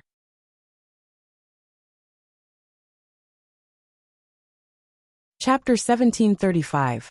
Think about it. If a few sects spread to Japan, it can create a prosperous and active supernatural area. How terrifying is China's heritage? As for Huaxia's orthodoxy and inheritance, apart from internal control, the other countries and regions are also controlled to a certain extent. China wants to maintain its advantage, so it controls the spread. I can understand, but why do other countries control and restrict it? Because it will break the existing power balance. Think about it. If a giant like Dragon Tiger Mountain suddenly appears in North America, what will happen? Chen Zhao thought about it. That was indeed the case. If such a behemoth really appeared, Chen Zhao might not let it grow stronger. It had nothing to do with good or evil. Chen Zhao called himself the manager of LA. If any random person came here to criticize him, Chen Zhao would be the first to beat him up. But what does this have to do with Vestana's secret technique? Apart from the orthodoxy, the main restrictions in each region are secret techniques, especially dangerous ones, West said. There's no need to talk about the orthodoxy in China, but many times, even a secret technique can break the balance of a region's spiritual world. West looked at Chen Zhao with a serious expression. Vestana is a normal person. Since she used some secret technique on herself, she has 2 requests. One is to turn herself into a spiritualist and have magic power. The other is to break the supernatural organization's power suppression. Or both are possible. Chen Zhao was taken aback by West's words. I hope she can complete the technique as soon as possible. West glanced at Chen Zhao and didn't say anything else. He could more or less guess what Chen Zhao meant. It was better to act earlier than later. It was better to act directly than to be on guard for a long time. If the counterterrorism department and the psionic team didn't have enough power and courage, then they would only scheme in the dark forever. The supernatural organization would always be on guard. Both Chen Zhao and West didn't like being on guard like this. That would tie their hands and feet. This was the trouble of fighting. This was the rule of modern society. The weak could hide. The strong couldn't attack first. They could only wait for the weak to attack. As long as people lived in this society, they would be bound by all sorts of rules. Even the strongest demon king in hell was bound by the rules, let alone Chen Zhao. Chen Zhao and Fei Lai returned to Moon Villa with the 2 kids. Kalon was currently living a luxurious life. These few days, he was almost completely immersed in the bright Moon Villa. The life of the rich was beyond his imagination. Those who had never experienced it would never be able to imagine it. Over the past few days, Kalon had truly understood what it meant by poverty limiting one's imagination. Chen Zhao saw Kalon lying on the sun lounger in his swimming trunks. He didn't react at all when his family came back. Chen Zhao went up and kicked Kalon off the chair. "Ah, Mr. Chen, why are you back?" Chen Zhao's face darkened. "This is my home. Why did I come back?" "Ah, I didn't mean that." Chen Zhao whistled. At the same time he spread out his aura. All the pets felt Chen Zhao's presence. Chen Zhao looked at the pets gathering over one after another. "Looks like you took good care of it." "Of course I didn't slack off," Kellen said proudly. Little Jerlin was already greeting the pets excitedly. "Let's go. I'll see if you've been slacking off these days. Come, I'll surprise you. I've been sparring with Cerberus these days." Filled with confidence, Kalon stood before Chen Zhao. Then 10 minutes later, Kalon's head was full of bruises. "Looks like you haven't been too diligent." Chen Zhao looked at Kalon on the ground. Lying on the ground, Kalon looked at Chen Zhao. "Mr. Chen, what did you do this time? Did you carry out a mission?" "Sort of," Chen Zhao said. "It's also a deal." "What kind of mission? Is it hard?" "Do you know about the Mount Fuji eruption in Japan?" "Yeah, it's been all over the city these days. Apparently, the Japanese government lost over $100 billion because of it. It's a huge loss. In fact, it was caused by a monster escaping from the seal." Chen Zhao didn't hide it. After all, the entire spiritual world knew about it. The news was just an explanation for normal people. Since Kalon was a spiritualist, there was no need to hide anything from him. "Monster? What kind of monster?" "Ah, you don't even know what a monster is." "Whatever. I'll go back and look it up in the dictionary." "Mr. Chen, the monster you're talking about is a spiritual creature, right?" "Sort of. She can cause a volcano to erupt. She must be really powerful, right?" "Powerful? Powerful isn't enough to describe her power. She's like a moving nuclear bomb. If there's no restriction, she can even kill all of humanity." Kellen sucked in a breath of cold air. At his current level, he couldn't even begin to imagine what kind of terrifying existence that was. "Is it unimaginable?" Kalon nodded. It was indeed unimaginable. "Don't even think about it. Don't think about surpassing her one day. Don't even think about risking your life if you meet her. In order to stop that peerless fox demon, we gathered 2,000 to 3,000 spirit controllers. But she easily killed more than 1,000 spirit controllers." Kalon shuddered. Chen Zhao continued. "The strongest 9 shrines in Japan, with hundreds of people working together, couldn't even block one attack from her." "Mr. Chen, what about you? How did you come back alive?" "Because I'm strong enough. I can't do anything to her, but I can protect myself." Kalon felt that Chen Zhao was also part of the group that had escaped. Of course, Chen Zhao didn't say it clearly for the sake of his reputation. "So there's no one in the world who can deal with that fox demon?" "There are people who can deal with her, but not many. However, the real threat to her is mankind's ultimate weapon, nuclear weapons. I estimate that if a nuclear bomb with a yield of 1 million tons was dropped on her head, it would be enough to make her suffer." Even so, Kalon still felt that it was too exaggerated. A monster that could only be dealt with by humanity's superweapon. Kalon couldn't imagine how powerful that monster would have to be to need nuclear weapons to kill it. Either way, he only needed a high explosive grenade. That would probably be enough. The difference was more than 10 million times. "Mr. Chen, do you think there's still a few people in the world who can deal with her?" 9 Heavens Divine King. Chapter 1736. "Hi Gaia." Portia walked into Gaia's gym. "This place of yours sure isn't small." Portia was touring Gaia's gym. "What, you don't have work today?" "I don't have anything to do today. If I don't have anything to do, I won't follow him. Do you want to get a gym card here?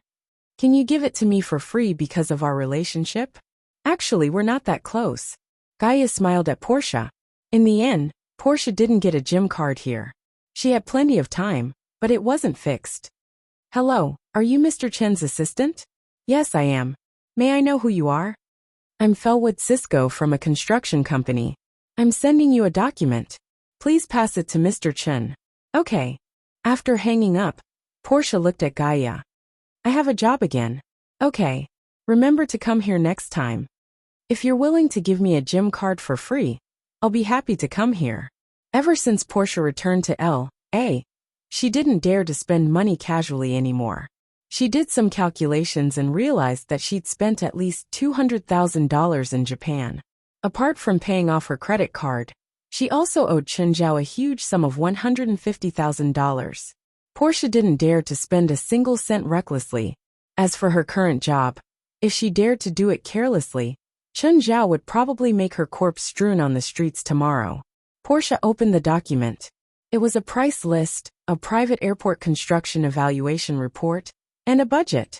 Among them, there were 4 different specifications, all of which were design specifications for medium and small airports. The cheapest of these 4 specifications cost $300 million, and the most expensive one cost $630 million. Portia sucked in a breath of cold air. Her boss was way too rich. Portia had heard Chen Zhao mention buying a private plane a few times before. But buying a private plane and building a private airport were 2 different concepts. Unless it was a giant in the sky, the cheapest one was only a few dozen million, while the expensive one was around $100 million. But a private airport was different. The cheapest one was already $300 million. Including the land, the price would double. Portia went to Mingyue Villa and passed the document to Chen Zhao. Boss, this is a document from Felwood Cisco. Take a look. Okay, got it. Chen Zhao was sparring with Fei Lai, who was punching and kicking Chen Zhao. This was the first time Portia had seen Fei Lai fight. In fact, Fei Lai's body was already very outstanding. However, because she was an ordinary person, the notification could not be raised too much. Because there was no protection from magic power, if one's physique was increased too much, deformities would appear. Even so, Fei Lai's constitution was still 4 times that of a normal person. After all, Chen Zhao would provide Fei Lai with food from big dishes whenever he was at home. The food wouldn't cause any changes to Fei Lai's body structure. However, this kind of influence was subtle. This kind of change would quietly happen in Fei Lai's body. Fei Lai preferred to fight with gloves. She didn't like direct contact with her fists. That would leave calluses. And she didn't want her skin to become rough. Plus, Chen Zhao's skin was really thick. If she didn't protect him, her hand would be badly hurt. After a while, Fei Lai finally stopped attacking. Portia, do you want to try? I don't think so. Portia really wanted to try how it felt to beat the boss. However, after thinking about it, she still gave up this tempting thought. It's fine. Come and try. Portia looked at Chen Zhao. Chen Zhao shrugged. Come on. In the end, Portia still put on the gloves. She didn't have any fighting foundation, so her punches were no different from a normal woman's. Your arms have to be level with your shoulders, Chen Zhao reminded. Punch at a 90-degree angle, and use the flexibility of your joints. Portia tried again. She felt like she was punching a wall. Chen Zhao covered his face with his arms. At the same time, he said, You can try attacking from other angles. Your straight punches are too monotonous. After 10 minutes, Portia was so tired that she was covered in sweat. I can't anymore. Panting, Portia put her hands on her hips. Let's go swim at the beach. Fei Lai pulled Portia away. Portia was very envious of Fei Lai's stamina and body. There was almost no excess fat on Fei Lai's body. Her muscles didn't bulge exaggeratedly. However, she gave off a streamlined sense of beauty. Although she was envious, Portia knew that she couldn't compare to Fei Lai. Fei Lai could shop, work out, and even eat nutritious meals with relish. She was someone who had to work hard for her life. She also heard that Fei Lai was going back to the coastal rescue team. It was still a job, but Fei Lai's job was her interest. Her job was to make a living. In the evening, Feli asked Portia to stay for dinner before Portia left. "Hey, Miss Portia, there's a small role tomorrow. You can come and try it." The person who called Portia was from the Screen Actors Union. Although Portia was an amateur actress, she still registered with the union. Actually, it was very simple to register as a member. You just had to have at least one role. Even if you didn't even have a proper face. You just had to be willing to pay $1,000 a year. Of course, there were benefits too. Members of the Screen Actors Union could enjoy some internal resources. At the same time, they had a guaranteed salary. However, being a member of the Screen Actors Union wasn't all good. For example, the producers of some blockbusters didn't like to use small actors from the Screen Actors Union, because actors from the Screen Actors Union had to follow the rules, such as a guaranteed salary, working hours, and at least 1 second of close-up scenes. Of course, with rules and a bottom line, it also meant that the actors from the Screen Actors Union were better than those who were pulled from the streets or became actors out of interest.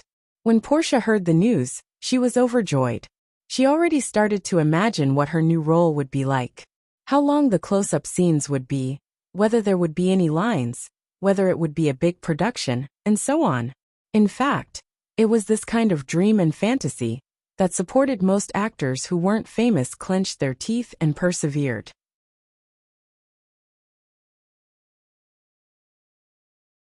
Chapter 1737. "Boss, can I take a day off?" Portia called Chun Zhao carefully. "Sure," Chun Zhao said. "I don't have anything tomorrow anyway." Portia was very excited. Chun Zhao didn't make things difficult for her. The next day, Portia contacted the Screen Actors Union. She also got the address of the set from the union. The union had resources, but their biggest disadvantage was that they couldn't guarantee any roles. They couldn't even guarantee minor roles. All the major film companies would cooperate with the union. It was a mutual benefit. However, this cooperation was very fragile. To put it simply, the union had the right to recommend roles, but not the right to decide. For example, when a movie started filming, the producer would send a list of required roles to the union. The list wouldn't only be sent to the union, it would also be sent to all the major management companies. In this aspect, the union didn't have an advantage over the management companies. The managers of the management companies would help their artists with PR and travel, and the Screen Actors Guild wouldn't help their registered members move around. Portia hurried to the set. She still didn't know what role she was going to audition for. There were a lot of people in the audition studio that day, and they were all mediocre actors just like her. However, it could be seen that the producers had released many roles today. They were minor roles, but they were very important to every actor who came for the audition. Every actor had heard all sorts of stories before entering the industry. How hard it was for an actor to become famous.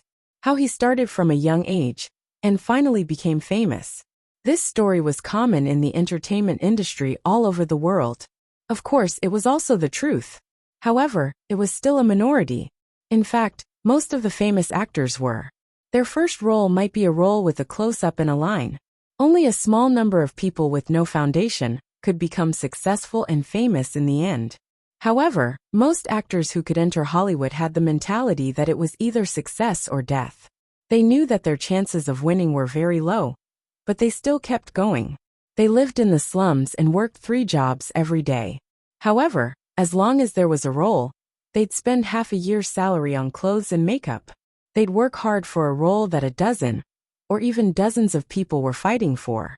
In Hollywood, there were many unspoken rules of using sex to get a role. And this unspoken rule was not limited to men and women.